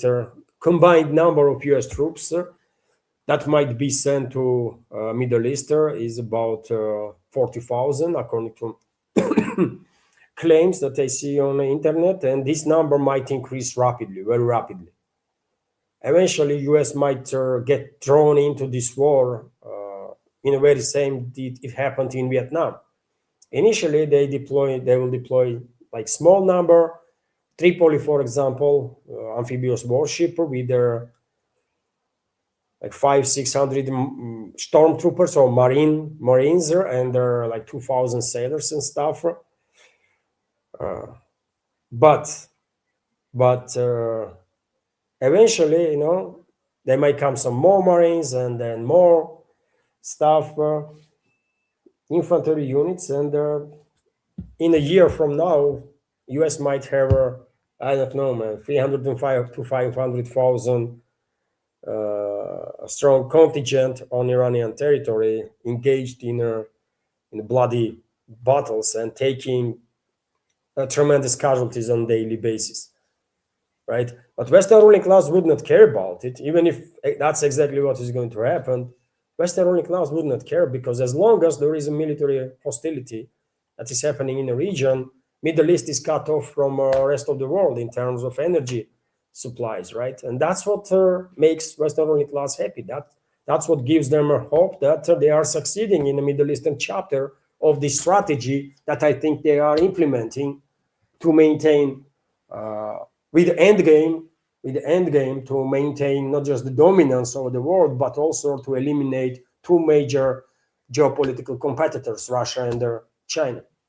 And unfortunately, they are succeeding, partially, but succeeding, because Middle East is cut off in significant ways, cut off from the rest of the world for now, at least in terms of energy supplies, right?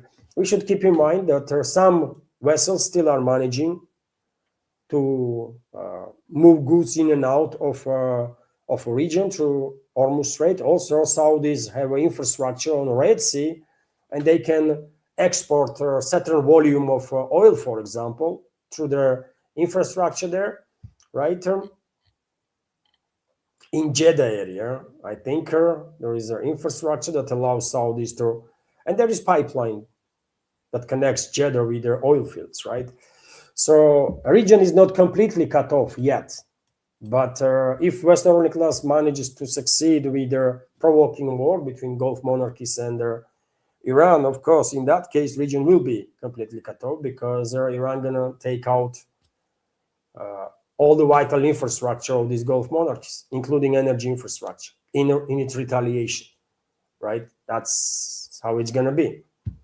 And Western ruling class will find it, will characterize that development as a success, even if in the process thousands and thousands of US militaries die, thousands and thousands of militaries from, I don't know, other NATO member states, and the Western ruling class will certainly have no care how many Iranians will die in the process and how many people from Gulf monarchies and elsewhere. Their task is to keep this region cut off from the rest of the world in terms of energy supplies, to force China basically eventually to increase its dependence on Russian energy up to a critical level.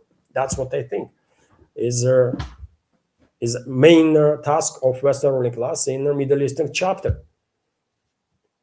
Anyways, by the way, let's continue with some other news, right?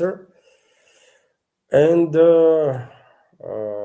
well, as an indirect, at least, confirmation that at least some people in U.S. leadership knows what's up, right? Knows what actual purpose of this escalation is.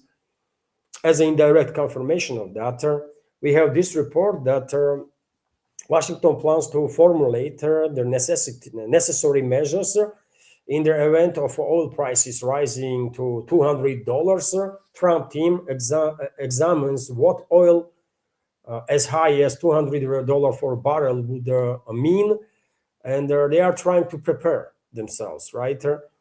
Trump necessarily may have no freaking idea what's going on, right? Because if you were decision maker among globalists or the neocons, I don't think you will tell Trump everything.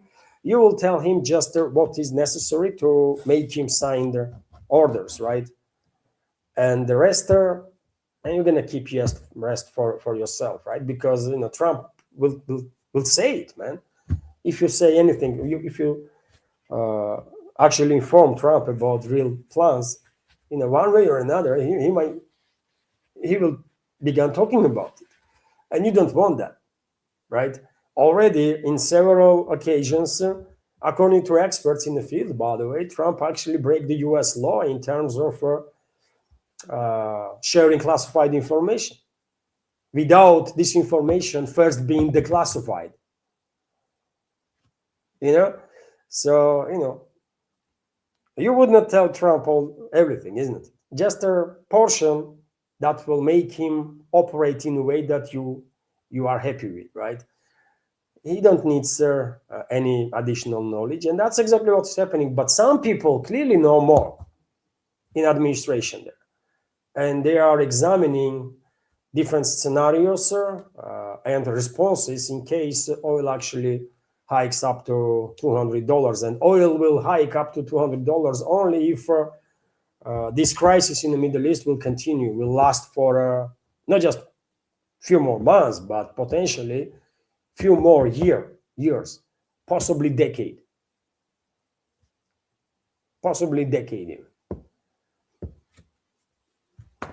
That's what is going on. Additional indicator, by the way, that all this escalation in the Middle East is for a long time.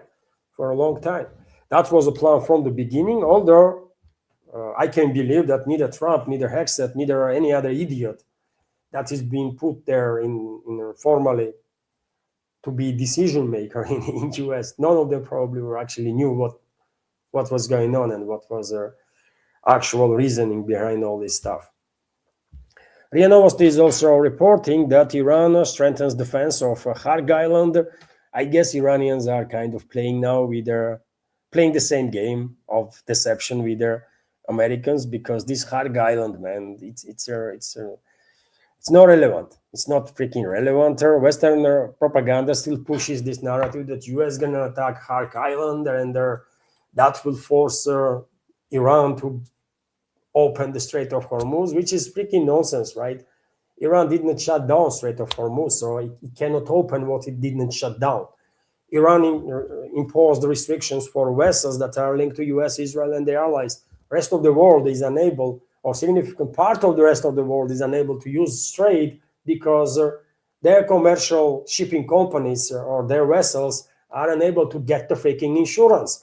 And the insurance is in the hands of globalists, insurance business, right?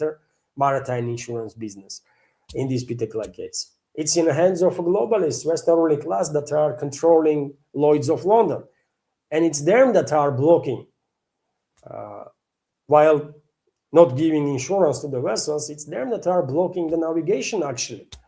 So this idea that somehow establishing control over the Kharg Island going to force Iran to do anything, it's such a crazy stuff, man. Such a stupid idea to say, right?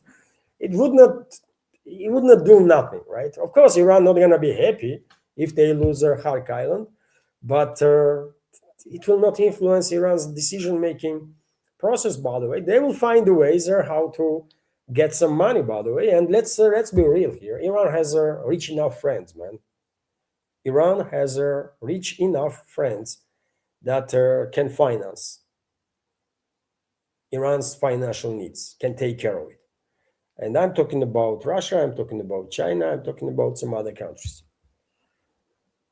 So if anybody thinks that, well, Iran would not be able to sell oil and then and make some buck, no, man, it does not work like that. If Iran would not be able to sell oil because Kharg Island is, for example, occupied, which is an energy hub, right? And plays a key role in Iranian oil exports. Some 90% allegedly goes through this infrastructure on the island. Well, if Tehran loses this island, they will go for other routes, right? Ground routes. They can take a freaking, I don't know, man. They can create an unending spree of oil tankers, vehicles, by the way, that will link up with the freaking China from Iran itself, through ground, through Tajikistan, Uzbekistan, Kazakhstan, and then China. Or they can sell this oil to Russia, oil that they have. And then Russia will take care of it, right? Iran will do okay, by the way, in terms of finances. Iran will manage to finance its war, and one should keep in mind this is existential war for Iran. This is existential struggle. So when you are engaged in existential struggle, money and their material stuff no longer plays that significant role, really.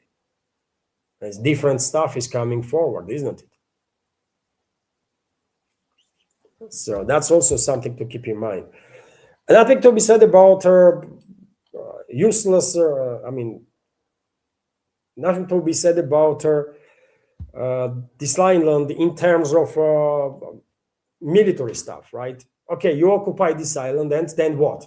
You send 200-300 Marines on that island, maybe 500, whatever number, 1,000. You send your 1,000 Marines in this island. They establish control there, and then what they're gonna do?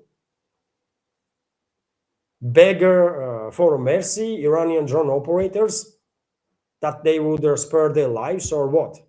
Or dig as deep as possible in the ground and live there on the ground while afraid to come up because of the freaking drones? What's gonna happen to those Marines, man, in Khark Island? It's a suicide. It's a suicide, one-way trip. It's gonna be one-way trip for many if US troops actually will be sent there. But I think this is all freaking deception, man, because Khark Island is not that important at this point. It was important during the peace times, right? Partially important now too, because Iran still continues to sell its oil. But if they will lose Khark Island, it would not force Iranian leadership to obey orders from the Washington. No way, right? And so, as I said, Iran began playing same game that we're gonna, reinforce now Khark Island and stuff. While in reality, they know perfectly well. Most likely, there will be fight between for islands soon, for islands that are disputed between UAE and Iran. There are 2 or 3 islands, by the way. I cannot give you exact names, sir, of those islands, but there are few islands that are disputed. Probably we will see first ground operations in regards to those islands. UAE gonna get involved, that means, and they're gonna get smashed. Gonna get smashed, by the way, hard. And I guess that way Western ruling class will provoke all the other Gulf monarchies to enter this war, right? Exactly what they wanted. Regional war on ethnic and sectarian lines. And they will get that, probably. Probably, by the way. There is a high probability of that, I think. But, yeah, what's he gonna do? If it comes to that level of escalation, and when it comes to, let's say, next level of escalation, Iran might also create some issues for its enemies, and unintentionally for the rest of the world too, actually. In another strait, Babal, what is the name, man? Babal Mandeb. I always struggle to remember this freaking name of the strait. It's a vital waterway, but I struggle to remember this freaking name of the strait, Babal Mandeb Strait. Okay, by the way, which is here, by the way, between Djibouti, right? Djibouti on one side and Yemen on another, and also Eritrea, partially. Eritrea, that used to be part of Ethiopia, and still to nowadays Ethiopia and Eritrea are in difficult relationships. Probably they're gonna fight sometime in the future again, right? But nevertheless, this is a very vital, very important strait, of course, because it connects Arabian Sea or Arabian Aden Gulf, and Arabian Sea with the Red Sea, and subsequently with Suez Channel and the Mediterranean, right? So it's a big deal. It's a big deal. And Iran definitely is in a position to create some issues for shipping through this Bab al-Mandeb Strait, or whatever the name is, right? If necessary. if necessary. So we should keep that in mind too. And Iranians quite often are telling us, isn't it, directly what they might do, man. So yes, this is going to be a big issue for Europe. We'll understand that, isn't it? If Bab el-Mandeb Strait is shut down, navigation there, then European nations going to feel that first. Because all the goods that they were receiving through Red Sea, Suez Channel, gonna go up in price significantly because vessels will never have no option but to go for a long route all around the African continent and then enter Mediterranean. So you can imagine that price for those goods will also go up significantly, right?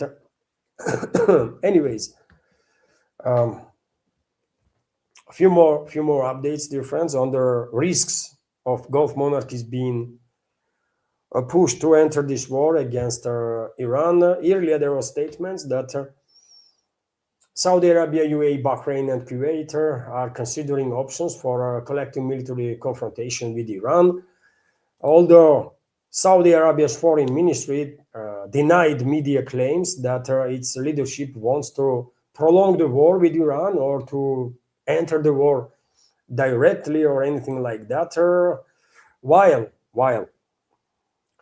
unfortunately, we have more and more indicators that UAE might actually be on a verge of entering this war directly. And if one of those Gulf monarchies are directly in a war, then probably that will trigger all the others, most likely, right? That will trigger all the others to get engaged because they have some alliance or something, right? And we have this report, for example, that UAE wants to continue, allegedly, wants to continue attacking Iran. UAE ambassador to the US, Youssef Al-Otabir, wrote in an article published tonight in the Wall Street Journal last night, I guess that was, Iran's nuclear capabilities have been damaged, its branches have been weakened, but more effort must be made to remove their missile and the drone threats. We are ready to join an international initiative to reopen the Strait of Hormuz and keep it open. I mean, some crazy stuff, man. There's some tough talk from representative of UAE. And as I said, there is quite a number of indicators that UAE might actually be the first country that will enter the war. And on this matter, Speaker of the Parliament in Iran made a very important statement. This Galibaf, Bagai Galibaf, that's how it is. Let me check, by the way.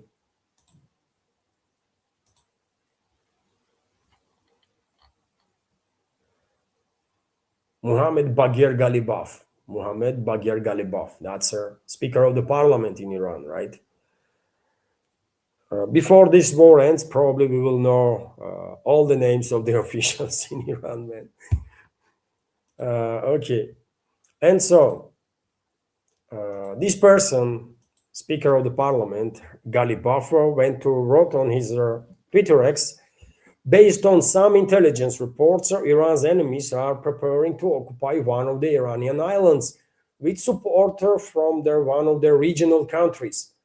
Our forces are monitoring all enemy movements, and if they take any step, all the vital infrastructure of that regional country will be targeted with their relentless, unceasing attacks, says the Speaker of Iran's parliament. So this is a warning, right? This is a clear warning that if you go ahead, our neighbor, and try to talk some territory, if you enter this war, we're going to retaliate and we're going to smack you bad, man.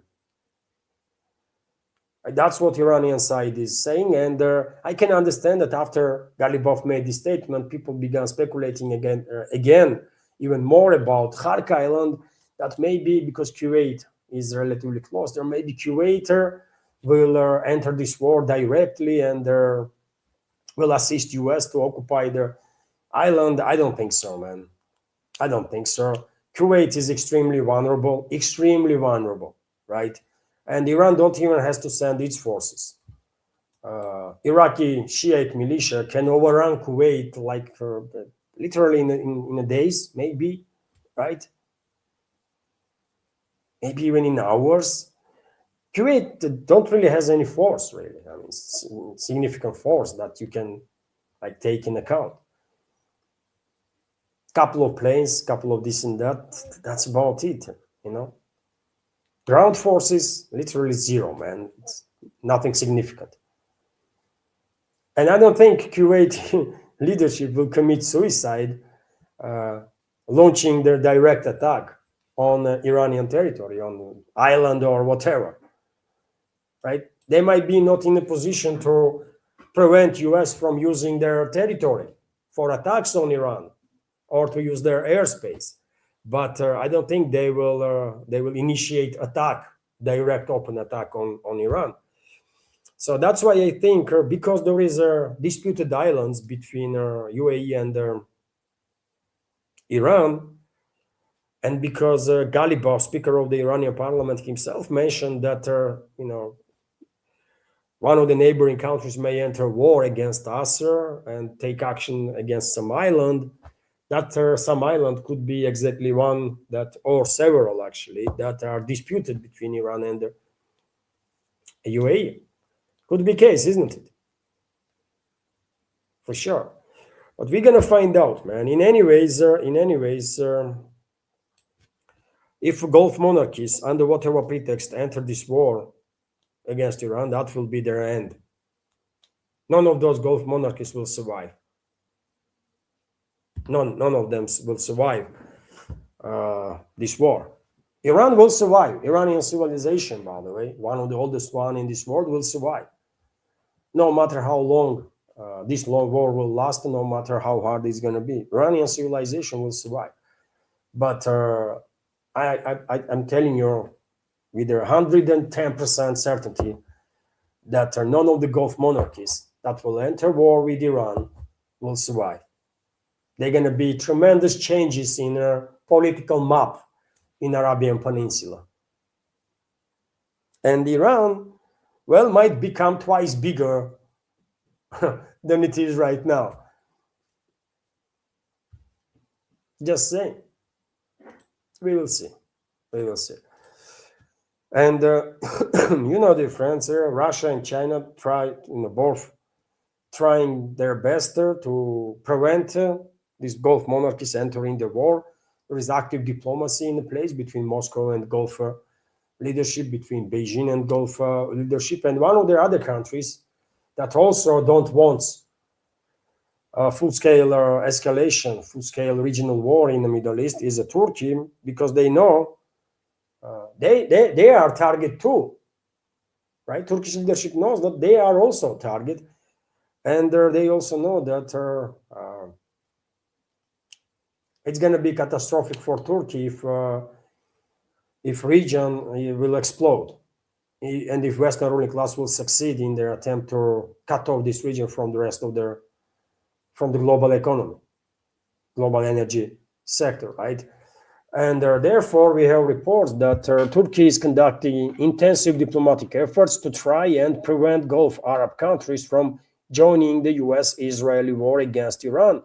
Bloomberg reported, citing sources in the Turkish foreign ministry. And well, this is a good on Turkish side, man, that they are trying to prevent Gulf monarchies entering the war. But question is, with how many Gulf monarchies Turkey actually has a good enough relationships to have any influence whatsoever? And it's only a few, man.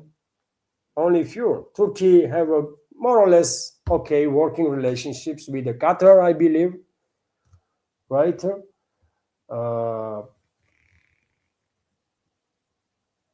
Turkey might have more or less good relationships with the UAE, and that's because UAE has tense relationships with Saudi Arabia. Turkey might have, some somewhat good or okay level relationships with Bahrain and Kuwait, but not with Saudi Arabia, man. Turkey and Saudi Arabia are kind of arch rivals for leadership in a Sunni Muslim world, and therefore relationships between Ankara and Riyadh is very tense, very tense. So therefore, I mean, who they gonna influence? Turks, man. Qatar.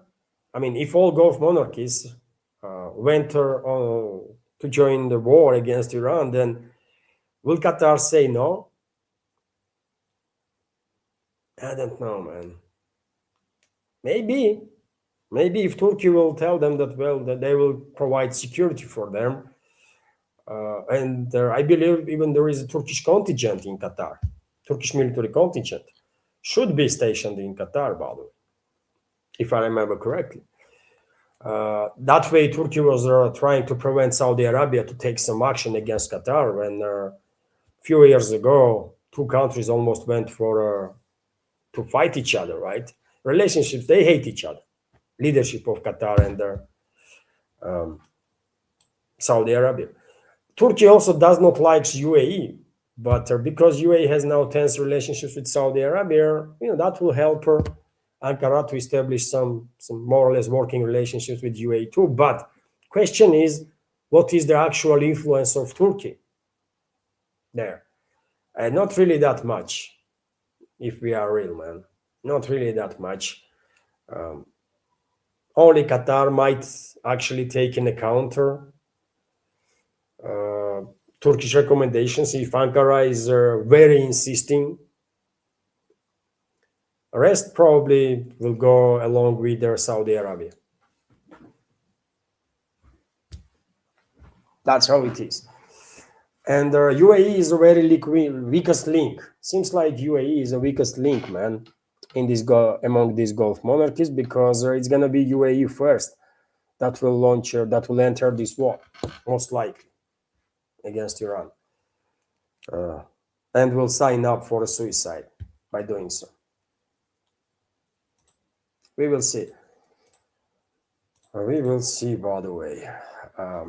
I reported yesterday in my second update that Iraqi Ministerial Council for the National Security Authority authorized their PMF, Popular Militia Forces, to respond under their principle of a right of response and self-defense on any attacks committed by U.S. militaries. And U.S. militaries are bombing day in, day out, by the way, not just their Popular Militia Forces, but also regular Iraqi armies. And they literally, the day before yesterday, killed 6 or 8 Iraqi soldiers from regular army. Right?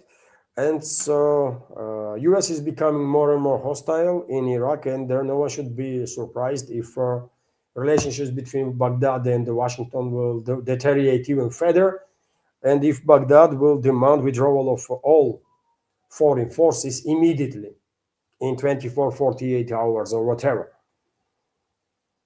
In any case, I think U.S. military is gonna have a big trouble, gonna face big trouble in a region there. Okay, right now, dear friends, there was a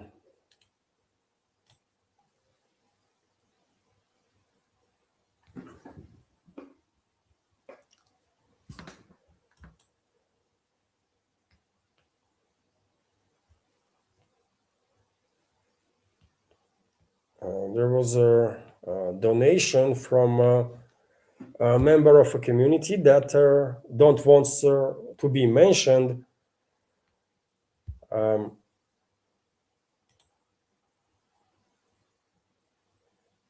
Or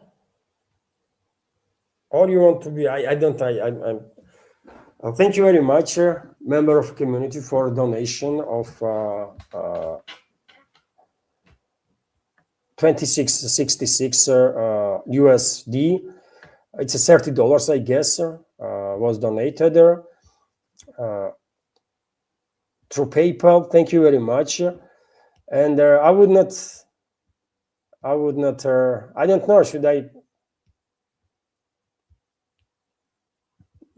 share this screenshot or not?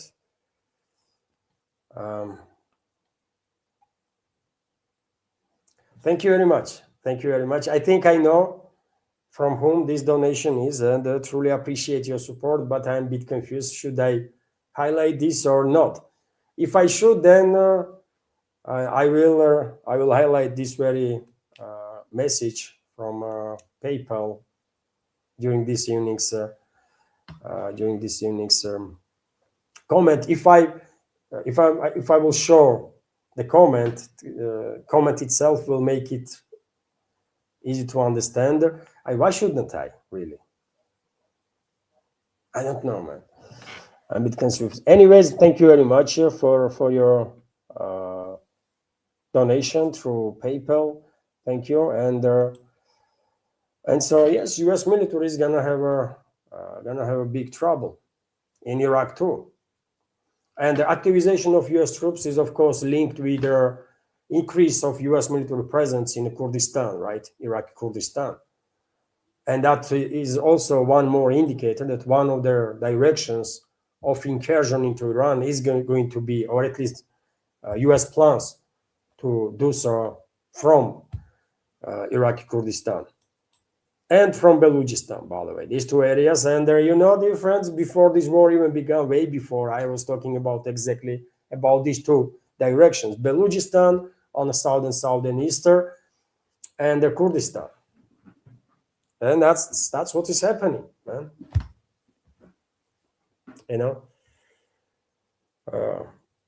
I still think there is a probability that local leadership of Iranian Baluchis and Iranian Kurds will take a wise decision and call for the people, for Kurdish people and to Baluchi people, to stay out of this war.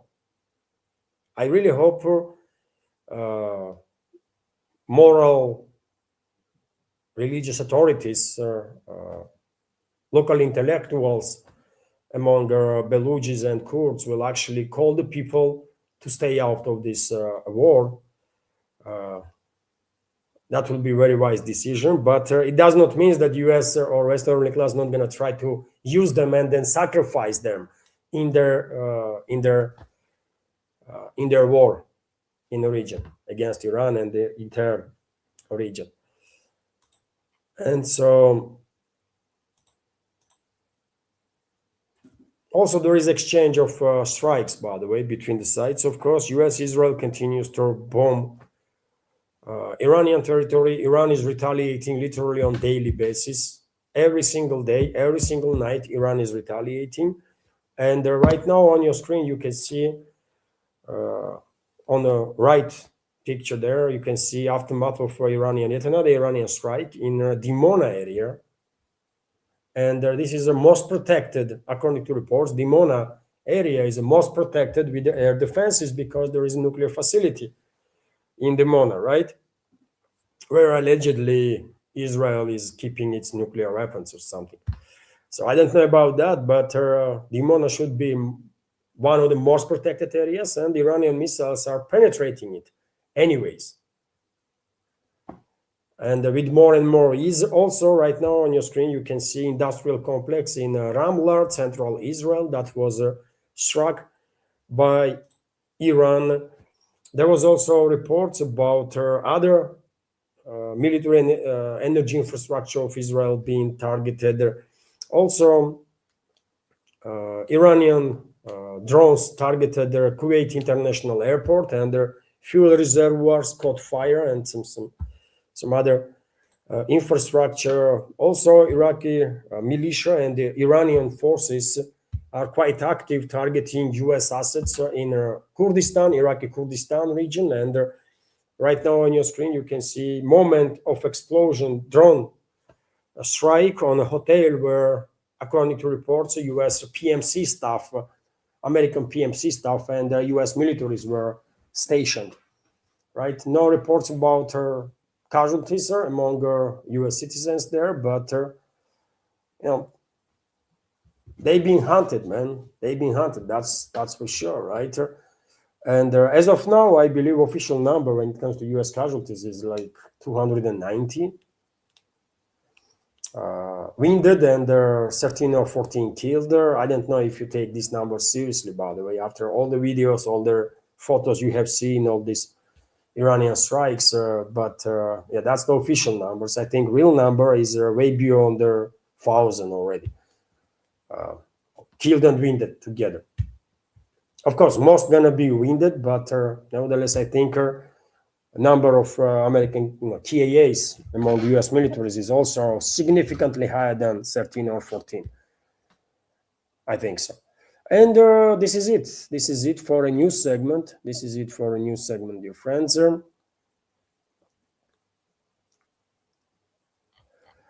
For now, I hope you like the video. I hope you like this news segment. And now let me react again.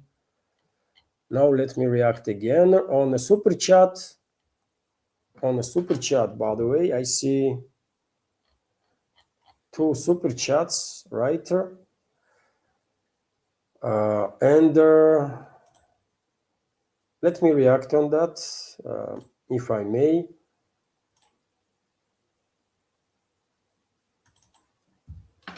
So,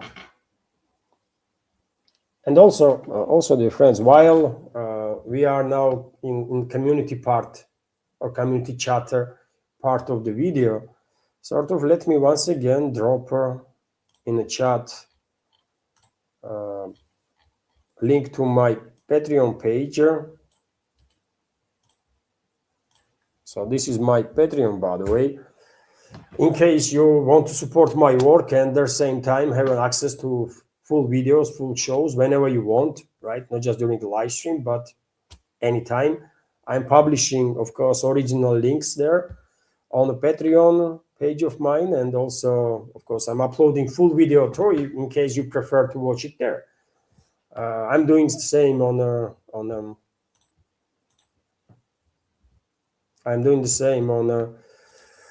Boosty too, and let me also drop this Rumble link.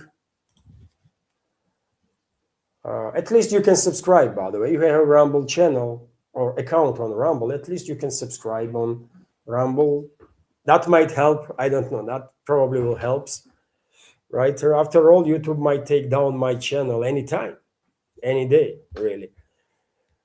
And Rumble will become a main video hosting platform that I will use alongside some others. Anyways, now let's go through some super chats. Scooby, thank you very much once again for your $10 donation and comment. There is a second part. It is a long second part to Scooby's commentary, by the way. And let me once again thank you very much, Scooby, for your donations. And for sharing their opinion. And let me share the second part. So this is the second part, right?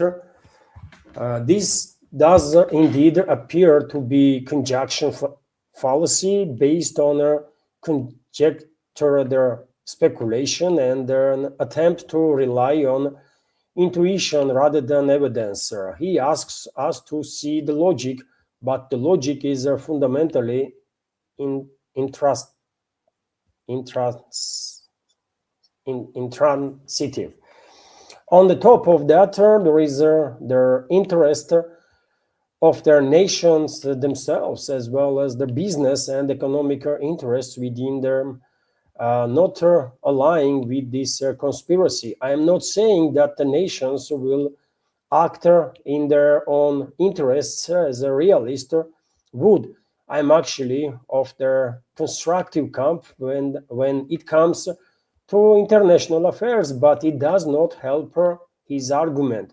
Levan appears to have some kind of irrational underlying bias or fear of China, even to the point where he is willing to say nicer things about the USA, a state that is literally killing his people. Maybe this contributed to their big picture somehow. Whatever the reason for it, the big picture seems to be beyond reason. I am the type of person that likes to understand how things actually work. The conspiracy theory just does not work for me. The West is run by a bunch of psychopathic, not jobs with the bad intentions towards Russia and likely everyone else. But you have to make sense of everything if you want to try and discern what their specific intentions are. So thank you very much, Scooby, for sharing your take. Yet again, when you are in, trying to predict what might happen in 7-10 years from now, or 15 years from now, it will look like some fantasy for sure. When I was saying years ago that, when I was trying to explain why this would happen, when I was saying that Azerbaijan would launch a war and regain control over the entire Nagorno-Karabakh, people were struggling to take this seriously, this prediction. And I was trying to explain why would that happen and why would Armenia would want to get engaged in a full-scale war with Azerbaijan. But at the time, it was very difficult to, explain my vision of the big picture, my reading of the big picture, with such a language or in such a way that it will make more sense to the listener, right? And I'm talking about like years ago, man, decades ago now. And it took quite a while. And eventually, even I began questioning my reading of the big picture in the Southern Caucasus chapter. And I was thinking, maybe I'm missing something here. No matter how many times I tried to go through all the data, that was what I was coming up with. That Azerbaijan will launch a war and will be able to actually take control over there, because there is a continuation there, right? It does not end. This story, this chapter does not end on that. It has a continuation. And well, a few years ago, you know what happened. When I was, I myself was kind of becoming critical of my own prediction and thinking that I must made some freaking mistake somewhere, right? I could not be correct because years have passed and war is not happening. And then, and exactly what I predicted happened. Step by step, everything. So you see, it is difficult, man. I would love to be wrong on many of my predictions, including this one, that Western ruling class is implementing this years-long strategy to not just destroy Russia and China and not just provoke war between them, but to maintain global dominance forever, because they will never ever allow any other country to come even close to a position that they will be able to challenge their globalists, right, or their Western elites. I would love to believe that Western ruling class is not that powerful and are unable to plan this long, right? Come up with such a complex, longer, years-long strategy. But unfortunately, they are capable, man. Unfortunately, they are capable, and I'm afraid their trajectory is clearly that I am saying. This conflict just started, by the way. Middle East is not even completely cut off yet from the rest of the world, and already reports are coming in that China is accelerating energy projects with Russia because they have no options, man. They have no options. You see, and I don't want China to be dependent on the Russian energy sector. I don't want China to be dependent on Russia on a critical level in any direction. I just don't want this to happen because it creates it's a risky stuff.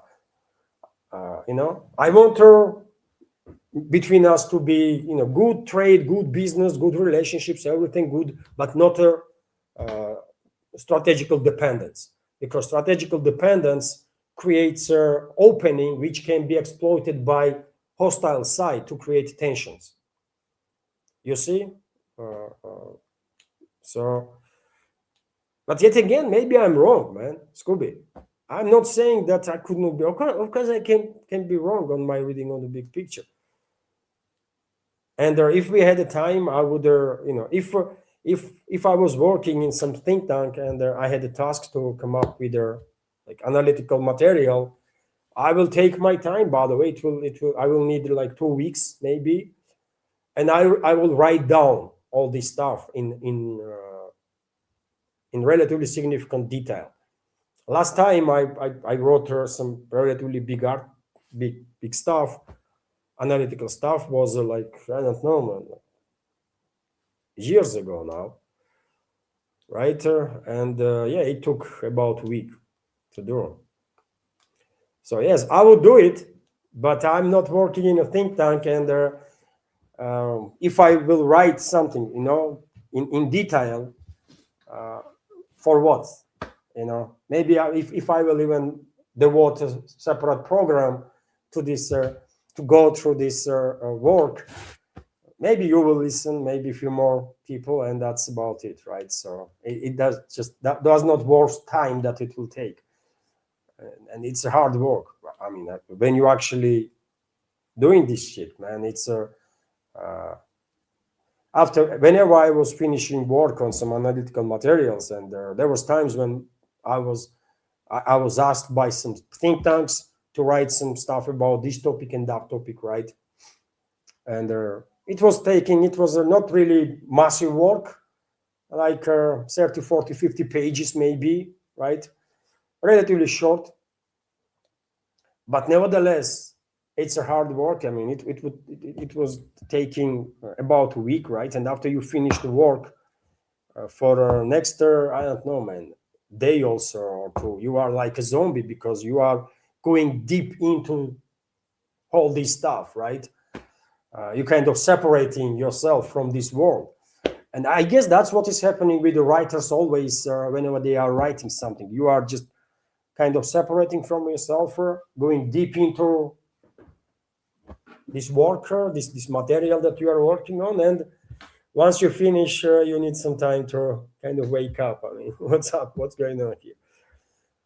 But yeah, I could do it, man. But if there was demand, but and I would come up with all the details, as much as possible, right? And I'm afraid then you will see what I see if you would read this. But anyways, let's hope I'm wrong, man. Let's hope I'm wrong, and those predictions that become reality or just random development. Things happened, and maybe all the predictions that when I was correct was just some coincidence, maybe. Why not? And also, thank you very much, Scooby, for your donations and super chat. And I believe there was yes, it is. There was also another super chat, by the way, also from Scooby. Let me highlight this one too.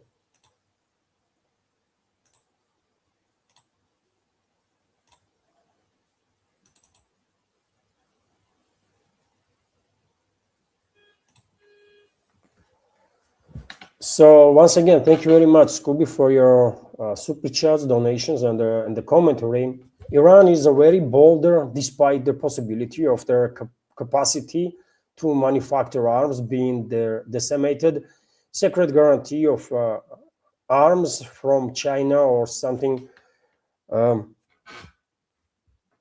I mean, yes, there, U.S. and Israel targeted quite a number of facilities on Iranian territory that were part of military-industrial complex. There are videos that are circulating about these strikes and aftermath. Many factories were literally obliterated. But I think Iran had enough time to stockpile significant volume of weapons, and also I think you are correct. Both China and Russia will longer this conflict continues, higher will be the probability, I think, that China and Russia will provide more and more assistance. And not just China and Russia, but yeah, mainly these two. Longer this conflict lasts, of course, involvement of China and Russia, indirect, let's say, involvement will increase. Russia has incentive to be involved, to revenge, at least, right? Many groups here in Russia, by the way. Russian president don't even have to say anything. You can imagine how many people in high-ranking positions or in influential positions would love to see revenge on US, right? So they will use whatever influence they have to provide Iran with as much assistance as possible. And China also has incentive to make sure that Iran will withstand this pressure. Because after all, US is wasting its military capabilities, right? And China knows Taiwan is next, right? China knows that it's only a matter of time and US will provoke war. US will go after China with some proxy war, most likely through Taiwan, could be also Philippines, by the way. That is also extremely weaponized by US. Could be some other directions. I mean, unfortunately, relationships between China and Japan are deteriorating extremely rapidly.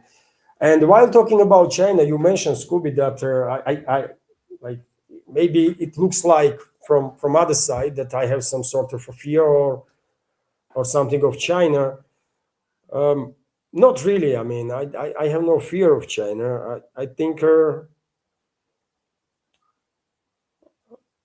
history shows us that we just cannot trust other countries.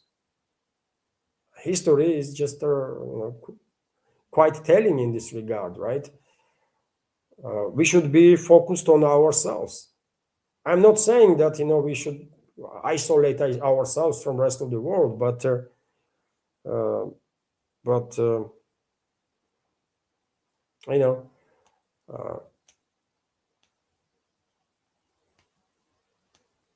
I don't trust.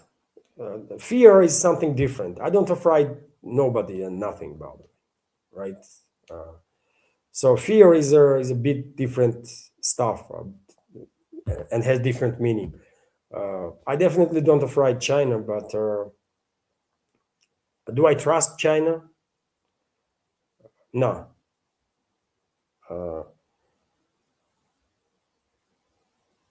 Because yeah, I mean, how are you gonna trust other country, man? Especially when there is no historical analogies of their long-standing peaceful relationships with this or that country. If you take a look at the history, we don't really have a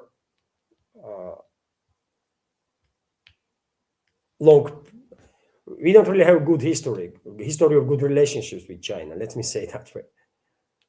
But we really don't. There was a positive times, and it is a positive time right now. As of now, relationships between Moscow and Beijing probably are best they ever been. This is true, by the way, best they ever been.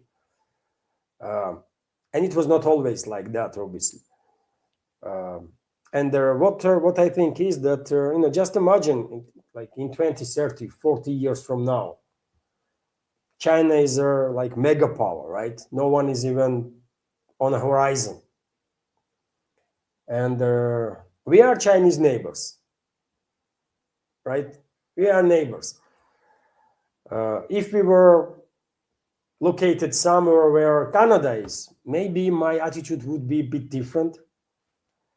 But we are neighbors, and I don't want any scenario to develop in a direct direction which will provoke confrontation between us.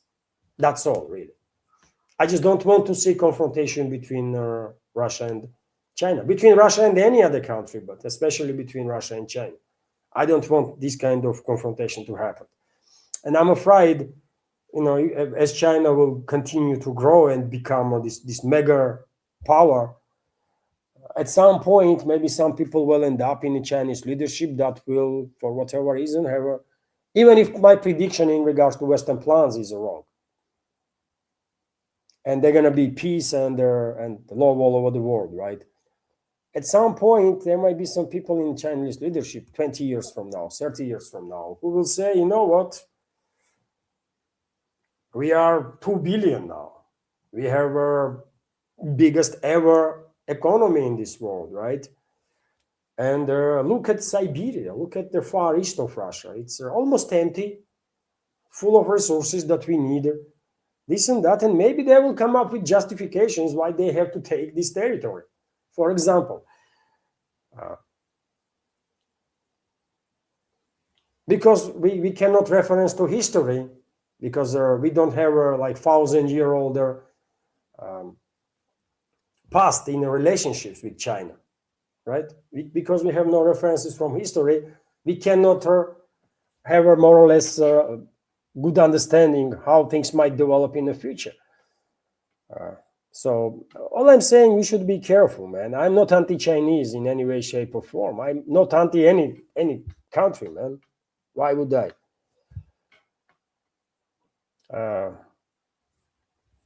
And I see a commenter that China has no colonial history, which is not necessarily true, actually. Very many people that are considered themselves to be Chinese now were different ethnic groups in the past.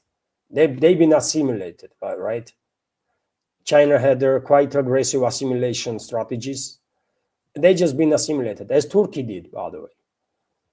Turkey also had a very aggressive assimilation strategy, and they assimilated everybody. Everybody. I mean, there are millions of ethnic Georgians actually live in Turkey, and they are Turkish nationalists. Many of them, including President of Turkey, by the way, Erdogan, right?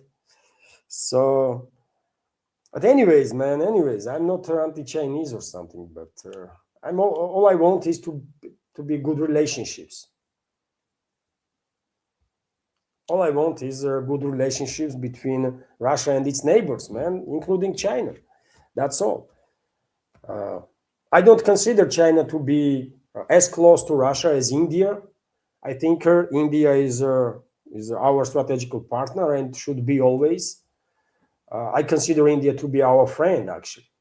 I don't consider China to be our friend. As of now, maybe things will change, in the future, but I'm just being honest, man.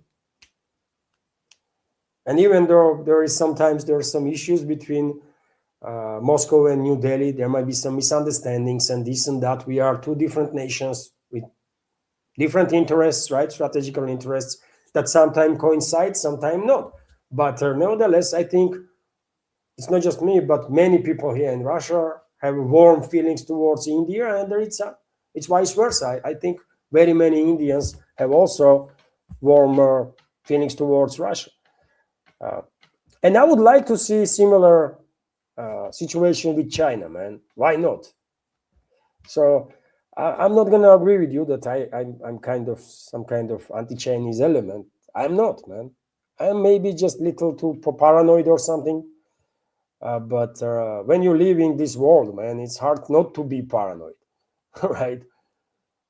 So all nations are a bit paranoid, right, in regards to relationships with other countries, especially ones that experienced many wars. So yeah, that's how it is. Anyways, I think Russia and China both will try to assist Iran for sure. And it is great that Moscow and Beijing are on the highest level in relationships ever. And hopefully it will stay this way, man. Hopefully it will stay this way.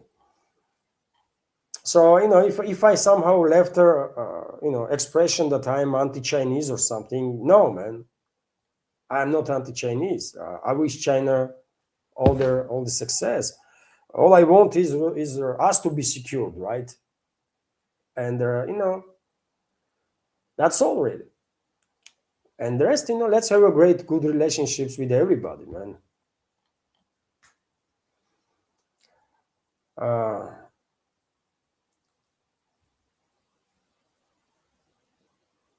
and so, dear friends, this is it for a moment. Let me once again thank you all, dear friends, for your attention. Quite a long stream, isn't it? 2.5 hours. Thank you for your attention, for your support. Thank you very much, Scooby, for donations and the super chat and the comments. Have a wonderful day, dear friends, and later on today at 9 p.m. Let's see how day goes news-wise, but probably I will launch a second live stream at 9 p.m. Moscow time today with all the latest reports that will be available for the time. Once again, have a wonderful day and take care. Bye.